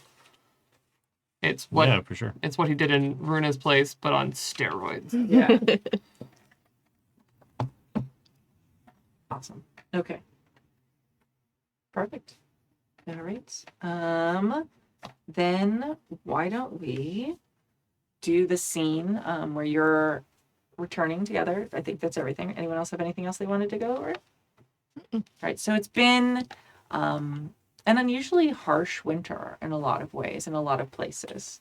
Not to the point of causing like true strife, but just colder than expected. The Shire was struggling a little bit, but everyone was able to still feed each other, but it was a little more meager than they planned. Even Rivendell kind of felt the cold a little more than it usually does. So, and just kind of another sign. And those of you who spent time with Glorfindel or Lord Elrond, like when you come back, you can see that it's something that weighs a little bit on them and causes them a bit of concern and thoughtfulness. And are you all reuniting in Rivendell? I don't know that we had a plan before we left. Yeah. Well, why don't you So- talk about it now? Let's We talk were about there it. for weeks or months before we Yeah, left. Yeah, we we would would have left have. with the plan. Yeah. So why don't Yeah, you yeah. talk about what you'd like to do right now? Where do we think that we want to go after all of that, knowing that Calameldon has been taken care of? I think Runa would be interested in checking out like any of the other, Mhm. probably not the whole orc stronghold. Maybe even though we got 4 people now, that seems like a bit much. But any of the other kind of rumors of darkness. Do we want to go look at the beast rumor that's been on the back burner The for Blue Mountain most of a Beast year? Burner. Yeah. Yeah. I was thinking about that too, which means that we should meet my way, not Mm-hmm. in Rivendell. Maybe Right. meet back at the ruins, at our ruins. Yeah. Yeah. Because that's north of the ruins. So Mm-hmm. And that would make sense after we've all spent this time apart to come back to a place that we've spent a lot of time together and to bring our new member of the fellowship to like our home away from home. Yeah. we're gonna take you to a dank, dark ruin. Love it. It's in the middle of a river. Yeah, it's wet. It's got a shiny rock on the top We're really selling it. So yeah, I think and an empty tomb. And a charming little town next door. yes. Yeah. With hopefully still a bridge. Oh my god. Uh-oh. It was one of the early adventures of, oops, we burnt down the bridge into the city. If not, we'll help rebuild it. Yeah.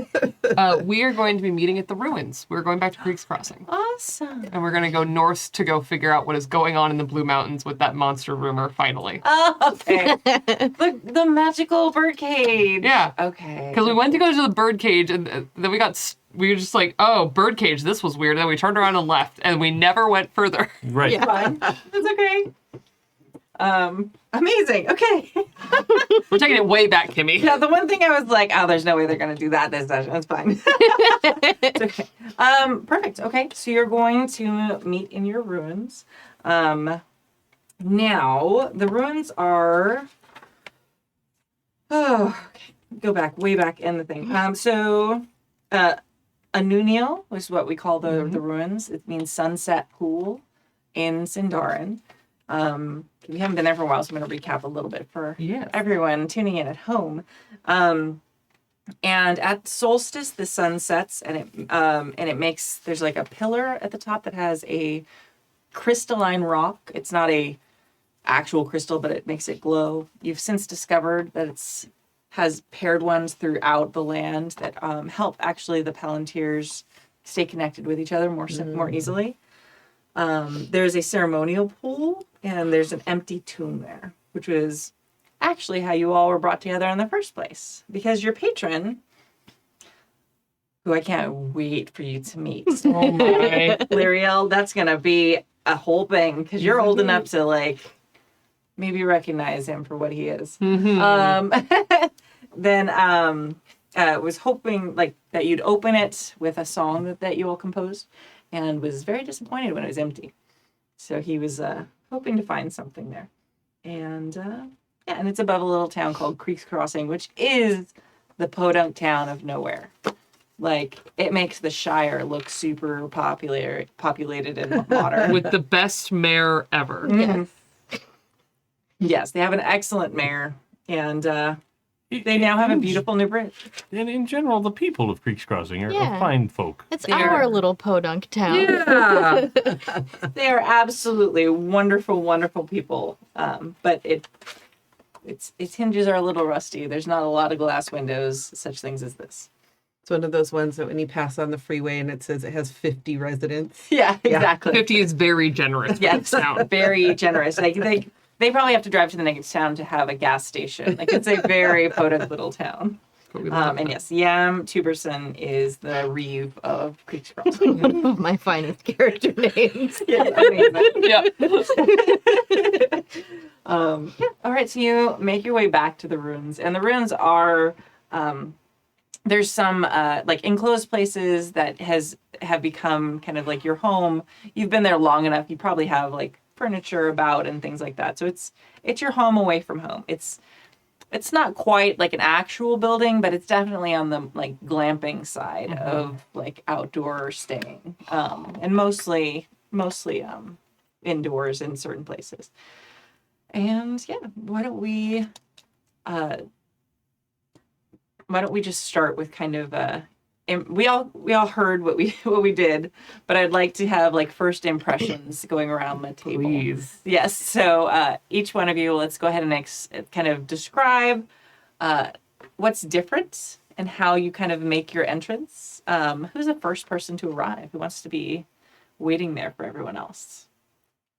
I think I'm probably I'm the closest Okay. since I was just down in the Shire for the winter. Mhm. So like we probably made arrangements to be like, in the week or two after the first thaw, like that's when we'll meet up. So I think as soon as things started to look like it wasn't going to be an absolute slog, that's when I'd head up. Okay, perfect. Are the two of you traveling together since you're both coming from Rivendell? Yeah, for Yeah. sure. And you'd also need to show her the way. Mhm. So, because it is kind of tricky to get to, actually. It's not hidden, but it's also not like readily available. Yeah. And it does take. Did we say it's? You still need to sing the song to get Yes. in, right? Mhm. So you need to learn a specific song that magically unlocks the runes. So you definitely would need Runa's help to do that. Okay. Oh yeah, the most important thing I forgot. Oh yeah. So you get an instrument that Oh. is mechanically does not affect your weight on the sheet or any of that stuff. It's my magical gift because it's called the Unsung Tales. That's the name of our campaign. So think about what instrument you think that you would like to play and what would resonate with your character. And you magically have it, a la the Hobbit, where they have the dwarves all pull ridiculous instruments out of their bags, and you're like, what? Where did these Carrying even come from? a full-size harp? Okay, sure, whatever. We're gonna nod and agree. In very much that Tolkien vein of we want a beautiful scene with everybody playing music because it's heartwarming. These are magical instruments that even if it doesn't make any sense that it fits on your person, it works for you. And it doesn't add to encumbrance or any of that. So think about that a little bit. And all right. Oh, and other instruments. Oh, yeah. Oh yeah. Oh yeah. We have So I have a big drum. I have a flute. And I have a dwarven accordion box thing. Box it's thing. it's like a squeeze box thing. Sort of, yeah. It's Droning didgeridoo / accordion. Yeah. yeah. So I would probably do like a lute. Oh, lovely. Nice. Do you guys do a leisurely trip or do you guys book it? Because that I think will depend as to whether or not Aerlind comes second. I think it depends on if you've traveled this way or not before. I haven't. So Okay, if you okay, haven't, yeah. then it's a leisurely. Yeah, then you're trip. stuck in Bree for days. Yeah, we gotta go see my family, and that Runa's showing you around on the way. She's like, I went in this cave and Oh, Yeah. God. I found a cursed goblet. I didn't drink out of it though. Don't worry. So, give your grandma some recipes. Yeah, exactly. Bring her some spices. So oh, then Aerlind arrives second. I was going to put up the map, but I haven't actually updated the map for Oh. the stream, Oh, okay. so I forgot to do that entirely. But That's okay. that's where we're up here. Okay. And there's then- Bree. Yeah, Yeah. Bree is there, and Rivendell's just off the map over here. Okay. All right. Awesome. So then Airland's now? Yeah, then Okay. Aerlind returns second. Okay. And then the two of you arrive. Yeah, final. So let's kind of do the first impressions then. So why don't we do dominoes with it? So Hannar, you're gonna kind of describe in a little bit more detail than we did during the description of the fellowship phase, Sure. how you've changed. When you have a whole person that's now depending on you for everything. Well, I mean, that's It's a not lot. visibly obvious. I didn't bring them. Really? Because I feel like I visibly became much more tired. You have that, oh, you're a mom now look. Oh no. The gray hair and the bags under your eyes. I feel like, I'm just kidding. I mean, you're a dwarf. It probably is harder to tell. I don't know. I mean, kind of probably Beards hide a lot. Yes. Ooh. And you have a couple of hobbits co-parenting, and I'm sure that they are very helpful. right. You know, well, I mean, that's the thing I actually kind of like about the arrow mechanic in the game is the idea isn't that you're suddenly dragging around this innocent with No, you. yeah, You have to be absolutely. Yeah. worried all the time. We're going into peril. Please stay here. Yeah, stay here. No. No, that would not be okay. Right. But I think the most obvious thing is probably his shield. Okay. Because it is much brighter than it used to be. It's polished in a way that dwarven design things usually aren't. Like, so, and it has, best way to describe it is probably like a combination of like what I saw in that rings craftsmanship, plus like I've seen the like elven iconography of leaves and things like in the designs of buildings and in all of these architectural pieces And the trees. and the trees themselves. So like I think that's kind of all worked into the shield now. Okay. Enough that like it would probably be shiny, not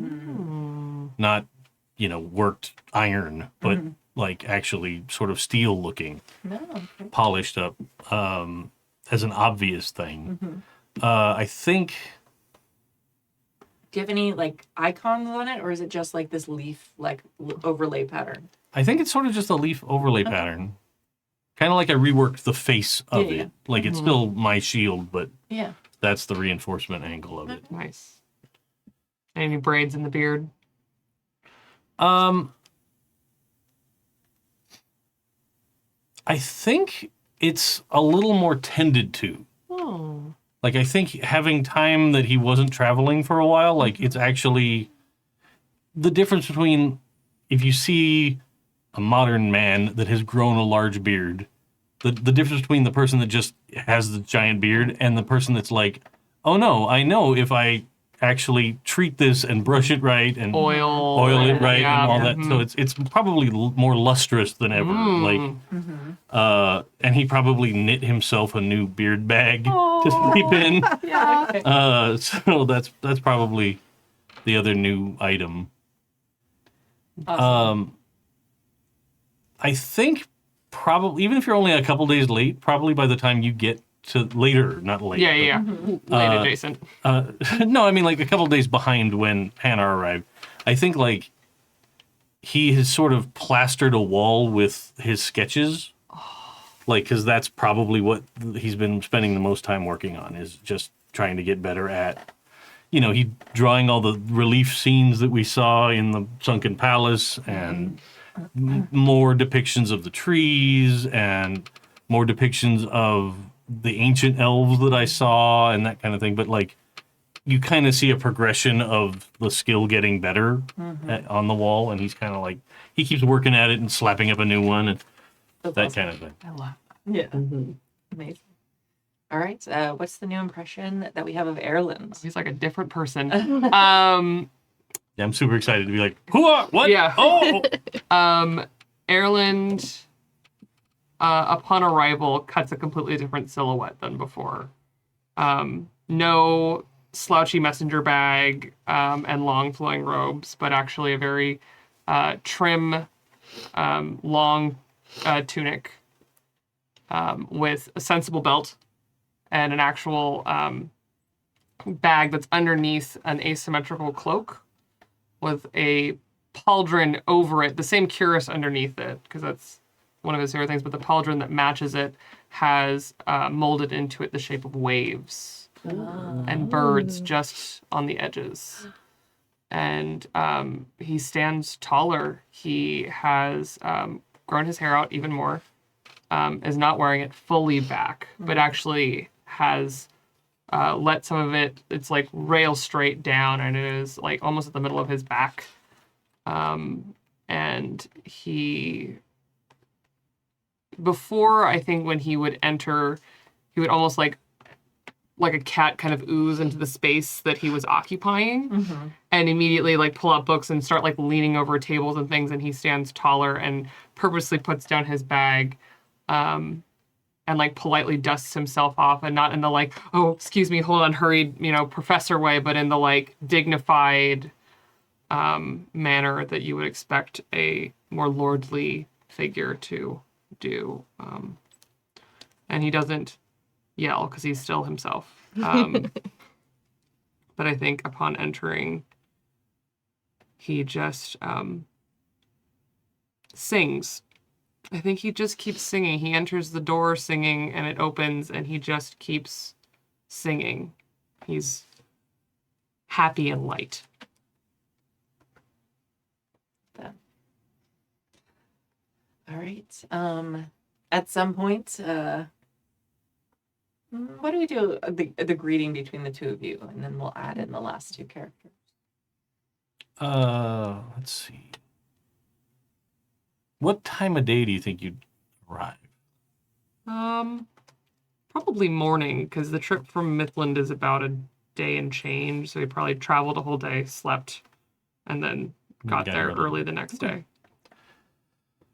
I think you probably smell fish cooking. Mm-hmm. Like I've been trying to.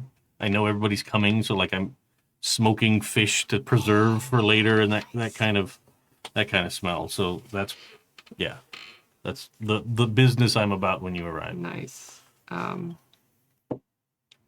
think after putting down his bag, he looks at your beautiful wall of drawings and just stands there for a long minute. So you just hear singing, and the singing stops as he soaks the whole thing in, and then would kind of smell on the wind and start to follow the scent. Hannar. Hello. I heard you come in. I didn't expect you. Oh, sorry, I was a bit behind. I got a bit preoccupied. No, I didn't expect you. Oh, You were more than ready to face the darkness. yes, I had a lot of thinking to do over the long winter. You look wonderful. Your art has improved drastically. It looks incredible. Thank you. Yes. That's been my habit of the winter. Incredible. Anything else of note? Yes. Was everything all right at home? I didn't make it as far as I thought I was going to. I arrived in the Shire, and I spent some time thinking about how it's been more of a home to me than my previous home. And I got to thinking about how much joy the children in the Shire had when we visited. And so I have taken it upon myself to care for one of the young there that Oh, lost family that's incredible. in the burn beast attacks. You'll have to tell me all about them. Yes. As soon as I discover who they are, Yes. I will let you know. We'll do like a fade to black on the yes, let me. Right, Yeah. And then you'll, at the very end of it, see Aerlind still pulling out books and trying to find this child's name. Yes. Right. Awesome. So in the middle of this wonderful conversation, we hear the song again, sung by Runa, so you can learn it. And you see the kind of magically, kind of the doors open. They're kind of normal, but they kind of creep open. The ancient stone kind of scratching against itself in a sound that is very familiar to the rest of you, as is Runa's voice. And the two of them enter together. And you're probably a little surprised to see another person, but not shocked. But I think that they've decided after both of you had left, or did you decide to before I that? think the invitation was open. Yes. Yeah. Okay. Yeah, absolutely. Yeah. But I feel like as soon as the song is finished, she goes back to chatting whatever conversation we were having before the song happened, and like you two hear them chatting like old friends. Welcome home. Hannar, it's so good to see you. I'm glad that the winter has found you well. And you as well. Welcome. Our meager home. Oh, it's wonderful to be here, to be included, to see you both. It lightens the room to have you join us. Well, I'm grateful for that. Runa has been regaling me with tales of all of your adventures, and Has she? We have many to tell, most of them good. Or at She least fell down in amusing. more of them than she tells. This is true. but I'm excited to join you on this journey. Hopefully you remain certain when we travel north and find horrible monsters locked in a mountain. Oh, I do love horrible monsters not in a mountain. All right. So we're gonna kind of fade on this for a minute. Liriel, you are going to notice that there are 4 sleeping areas in this, and one of them is very small. Yeah.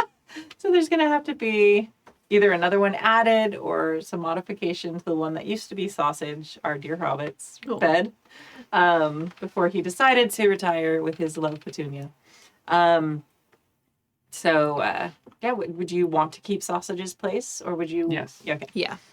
So you're going to make another sleeping place for you, so that Sausage's home is available when he wants to visit. And all right. And we'll have a scene where you're kind of singing and chatting and talking late into the night. I think Liriel, I'll just ask a character. This place looks long abandoned. How did you learn the song to enter?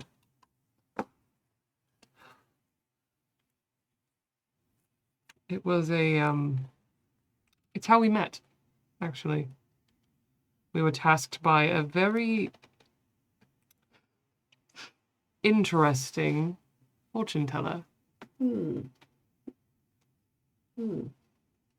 his great dog. Yes. Oh, well, someone with a dog can't be bad. Correct. Very good dog. Can't be all bad. We'll put that. If I remember correctly, we each held a little bit of the song, but it took, well, all 4 of us. Our friend Sausage has. Oh wait, am I not supposed to tell her? I mean, That's up to you. yeah. I think she wouldn't. Okay. She'd say. I mean, you're here, and there's very clearly a bed for a Yeah. person. But yeah, I think she wouldn't say his name though, Okay. because he told us not to. that's true. tell Okay. Yes. Our dear friend who was once part of our fellowship, who is living Oh, well. Yes. that's a relief. Just decided to move on to different pastures. Held the 4th part of our song, but it took all of us to open the gates. And I have some other locations spotted, though. There's many of them have leaks, so we'll have to patch them up a bit. Oh, well, of course, we can work on that. So we're gonna have you, or I mean, we can role play it out if you want. You're good. Okay. So in your conversation that evening, did you decide before you left that you were going to seek out in the mountains? Okay, great. Or I didn't know if you'd already had that conversation. So you kind of start making plans. You would have heard the story of how on the road they met like a kind of a vengeful spirit, and who was using pieces of treasure to lure travelers and killing them, and saying that it was someone, a nobleman from a few ages ago, like very, very fine clothing of like the ancestors of the Numenorians, basically. So those who came after Numenus, using this beautifully like gilded bird cage that was kind of like a wind up.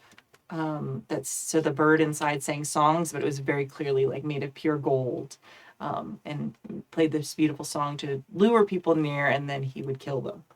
And the ghost was defeated by our wonderful party here, but he was defeated, and he was like, it's too late, as he faded.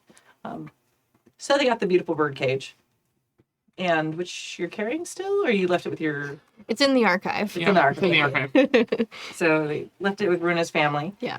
And but you got information about where it came from.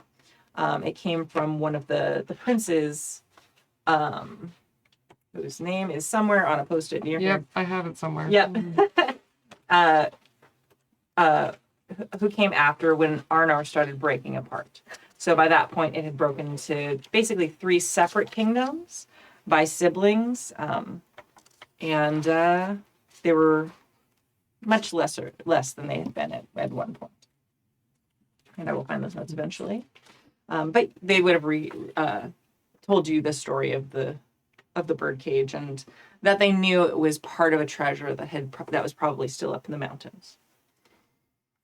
potentially guarded by a very scary beast. A terrifying monster. But there aren't terrifying monster. You have my book. That might be where it is.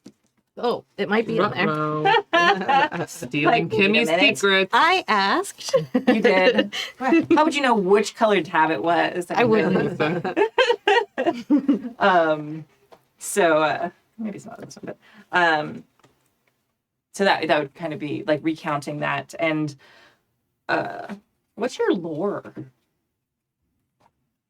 You have a lot of knowledge of things that are not like common to your people, Liriel, or is this something, or are you? I mean, let's see. I have enemy lore. It'll be under it's the bottom of your wits. Oh, okay, sorry. That's okay. Oh, my lore is 3. Oh, Oh, dang. That's pretty Yeah. good. Ooh, Okay. yeah. wow. Okay, so you know quite a bit about things that are not necessarily linked with just the history of the elves, which makes sense because you've been traveling and you've been, wanting to Listening learn to more. stories and Yeah. So you definitely would know the things. Aha! On the post-it that just appeared as I was like trying to vamp and make it. You know about King Avendui, who is he was the king of Arthendel, and it was a kingdom that eventually fell, and he was fleeing with a bunch of his treasure, and got stuck up in the old dwarven mines that at the time up in the Blue Mountains, and they were stuck. They were trapped there for quite some time. Eventually, some of them did escape, but many of them perished while they were up there. And it's sort of a sad story of just more of the fall of humanity, the greatness of humanity. So you would know kind of the history of that. And when they said that you got the name from quite a number of people, when they mentioned that it was a piece of that treasure, you would also know the story and probably be able to throw in a few more details, just from your vast knowledge of 3.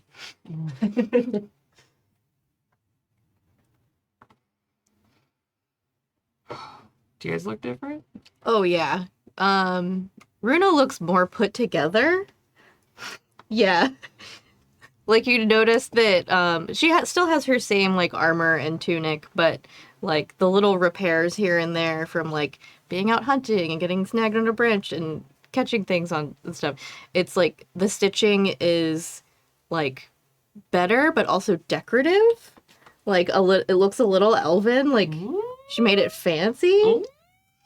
And she's still kind of, like, her normal goofy self, but there's a little bit more of just like a kind of at ease presence with her. And you notice that around her neck she has a chain that has a bunch of different tiny whistles on it. They're for bird calls. You don't say. Yeah. And she's got the dagger that Elrond gave her, like, on her belt. And Kimi, I'll let you decide what they are, but probably like a couple small trinkets from the princes. She would give them a present for Yule. Okay. Yeah, for sure. I'll think about that.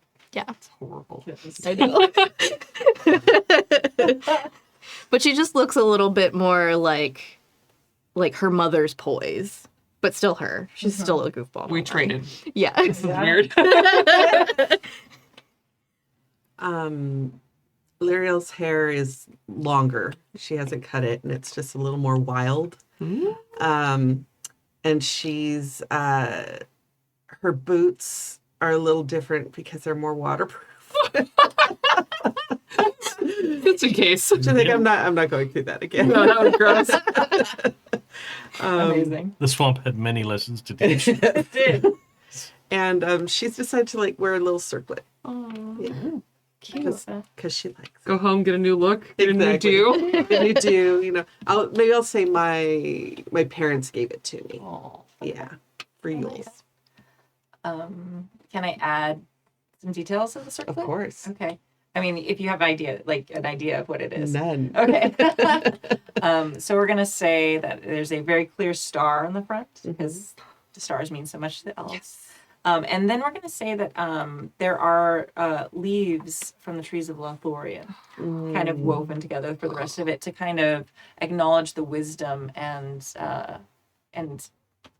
growth you did while you spent your time there. That easy 50 years you spent in Lothlorien. It's like a week. But moment. Yeah. It's like spring break. So that was just kind of showing them My how gap year. how proud they were of like you're going there and meeting Lady Galadriel and all those things. So and spending time with your aunt and things like that. So yeah, it's like a silver circlet but with like golden kind of leaves on top of it. Oh, I like that. Yeah. Pretty. Sorry, it was very pretty. I got distracted by jewelry thoughts. We're gonna start Yeah. designing jewelry. We've done it quite a few times at this point. Yeah. Well, and it was also like I got married and I had one just that's exactly like that. So, I don't know why. I had a gold tree themed wedding, gold and silver trees. Weird. Weird. Yeah, That's that's not at all a running theme in your life. That's very strange. Not like you. Anyways. Okay, perfect. Anything?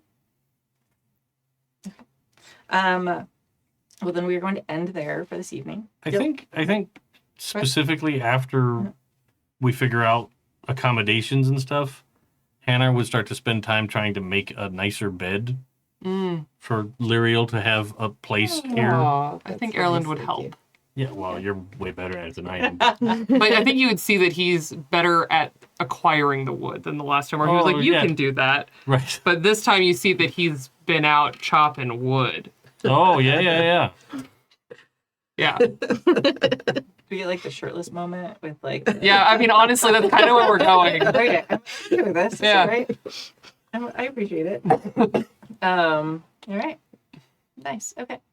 Right now. Yeah. Any other shirtless moments we have to have before we leave? I No? think Runa awkwardly asks you if you've been climbing stuff. After you notice how buff you are. Tree. Good. Doing more than just looking at them. Good. I always told you they're more interesting from up top. Debatable, but yes. Very nice. Perfect. All right. Yeah. We'll end on this beautiful note. So yeah, next time we will start with our adventure going to the Old Dwarf Mine. Uh-huh. Yay. Finally. Yeah. 1,000 years later. It's one of the very first side quests that we were offered. How funny. It's totally fine. And I'll bring the birdcage next time so you can see what it looks like. It's so cool. All right.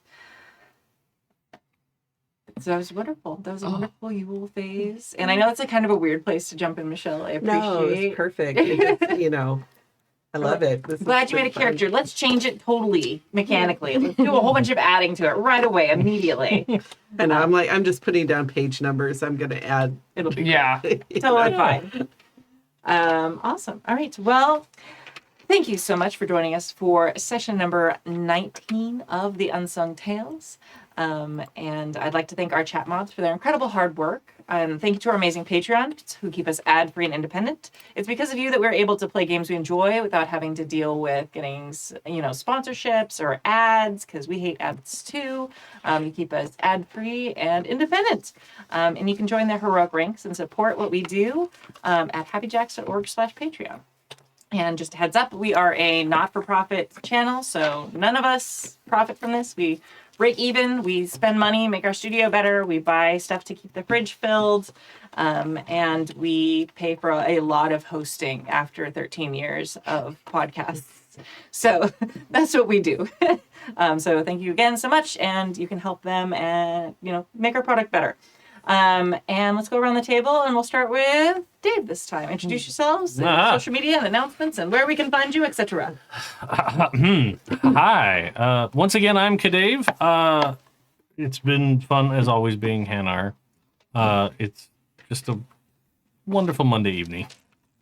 As far as other real-life things, I'm sorry you missed the Renaissance Pleasure Fair of Southern California until next year.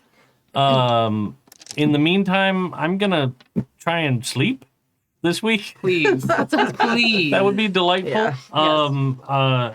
Beyond that, I need to get back to streaming stuff myself. So keep an eye on Twitch for CA Sith Lord. And I don't know what. Maybe I'll get back to Dave the Diver. Yeah. You'll go see what that Kraken is. Right? Yeah. There are so many things I need to learn about that game that I have not yet.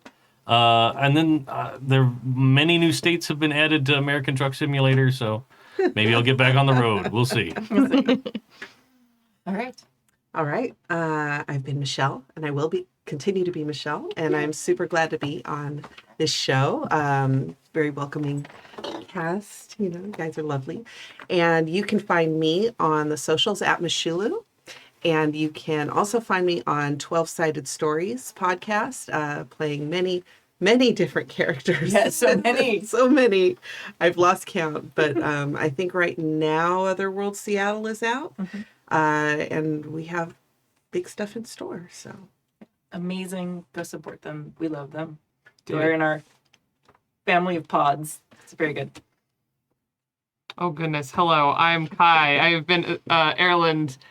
You can find me on all social media platforms except for the one that's hard to get on right now, as Estelle of Emladris. Weird how that's my name. Amazing. And how I got here. Who knows? Gosh, what do I have going on right now? We just dropped a new episode from the Lore Brewery, the podcast that I co-produce with my friends, where we record in my friend's sewing room. We are currently doing a 5e fairy tale adventure called Far, Far Away. We just dropped episode 8 on yesterday. It's one of my absolute favorites. We are playing fairy tale characters, the fairy tales that you know, as grimdark as they were actually written.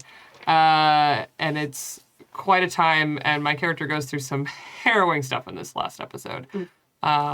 We've been chased through the woods, and there was a giant swan. No, goose. Swans in this game. Swans in this game. Ugh.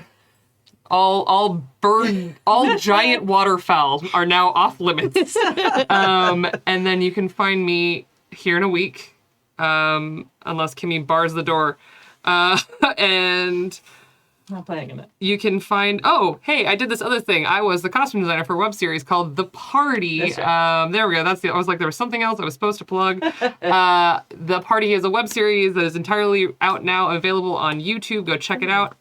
It is a web series about a group of friends that play tabletop together, and it's not about the tabletop. It's about the friends you make along the way, right? That's how that works. Yeah. I would agree. And I got to be the costume designer for a wonderful project. Check it out. We have broken well over 200 viewers, 200,000 viewers. Yeah, I was gonna That's say. the way. 200K on our pilot episode, and the other episodes are equally huge. We have incredible guest stars, including Vince Casso, Becca Scott. We had little cameos from a bunch of other wonderful tabletop performers from around the internet. Go check it out. It was made by people from this community, for people in this community, and it was such a labor of love. It was so fun. So go support the party and give them all of my love as well. Go, Sam. Oh no, it's me. Hello, I'm Sam, also known as Runa, your friendly neighborhood bird conversationalist. You can find me on the internets at RedPandroid. Most of the socials, you'll probably just see pictures of my dog and me in weird costumes, honestly. But occasionally, I will post links to weird art I make on a t-shirt or other forms of clothing that you can buy from my store, stiarnastore.com. If you like things that are both creepy and cute, like me, go check out my art. Accurate. That's on brand. Yep. And I'm Kimi. I have been your Loremaster. You can find me at Golden Lasso Girl pretty much everywhere on the internet. Or if you at happyjacksrpg, anywhere, it's also me. So do that. You can find the games that I make at goldenlassogames.com. This weekend we will be at StrategicCon both as Golden Lasso Games and Happy Jacks RPG. Oh, two So- hats. Ooh. Many hats. So we're having our first Happy Jacks booth at StrategicCon. So it's going to be as seen on the Happy Jacks network, which will kind of be a co-op table of different like game designers because we're all kind of broke, and we figured having one table that we all shared and could sell our stuff from at different times would be a better investment than all of us trying to afford our tables together. So as seen on Happy Jack's RPG Network is actually going to be like Golden Lasso Games will be there, probably OK Games will be there, a bunch of other people popping in and out as they're available to sell their stuff there. So check that out in the dealer room at Strategicon this weekend. If you're going to be there, it's at the Hilton LAX. I am stressed about selling my stuff in person to people for the first time. It will be fun. You're going to do so good. It's It'll going be to sell great. itself. It's going to sell It'll be itself. great. And then on Saturday, we're doing our live podcast from the con at 7:30, which if you're at the con, come join us because you can talk on the podcast. Like anybody can just show up and talk about the games you ran or played or want to talk about. It's very, very fast and loose. And yeah. I'm just gonna say, don't forget to take some metallic Sharpies. Because if you're selling your own stuff, somebody's gonna be like, put your autograph on there, and you'll be like, I only have a pencil. That's not gonna happen. But that's nice. I should take my Are you metallic kidding me? Sharpies for a useful reason because I might need to write prices on things because all my games are black colored. So having it's a good idea. Useful. I'll pay you $5 if somebody asks. Not in this room. What if I bribe someone? No. You're not allowed to tell anybody. But if somebody asks for my autograph, It's not- on you, chat. yeah, not you, Jason. Or Nick. Gonna turn I see in you his both. chair. Yeah. Then I will pay you $5.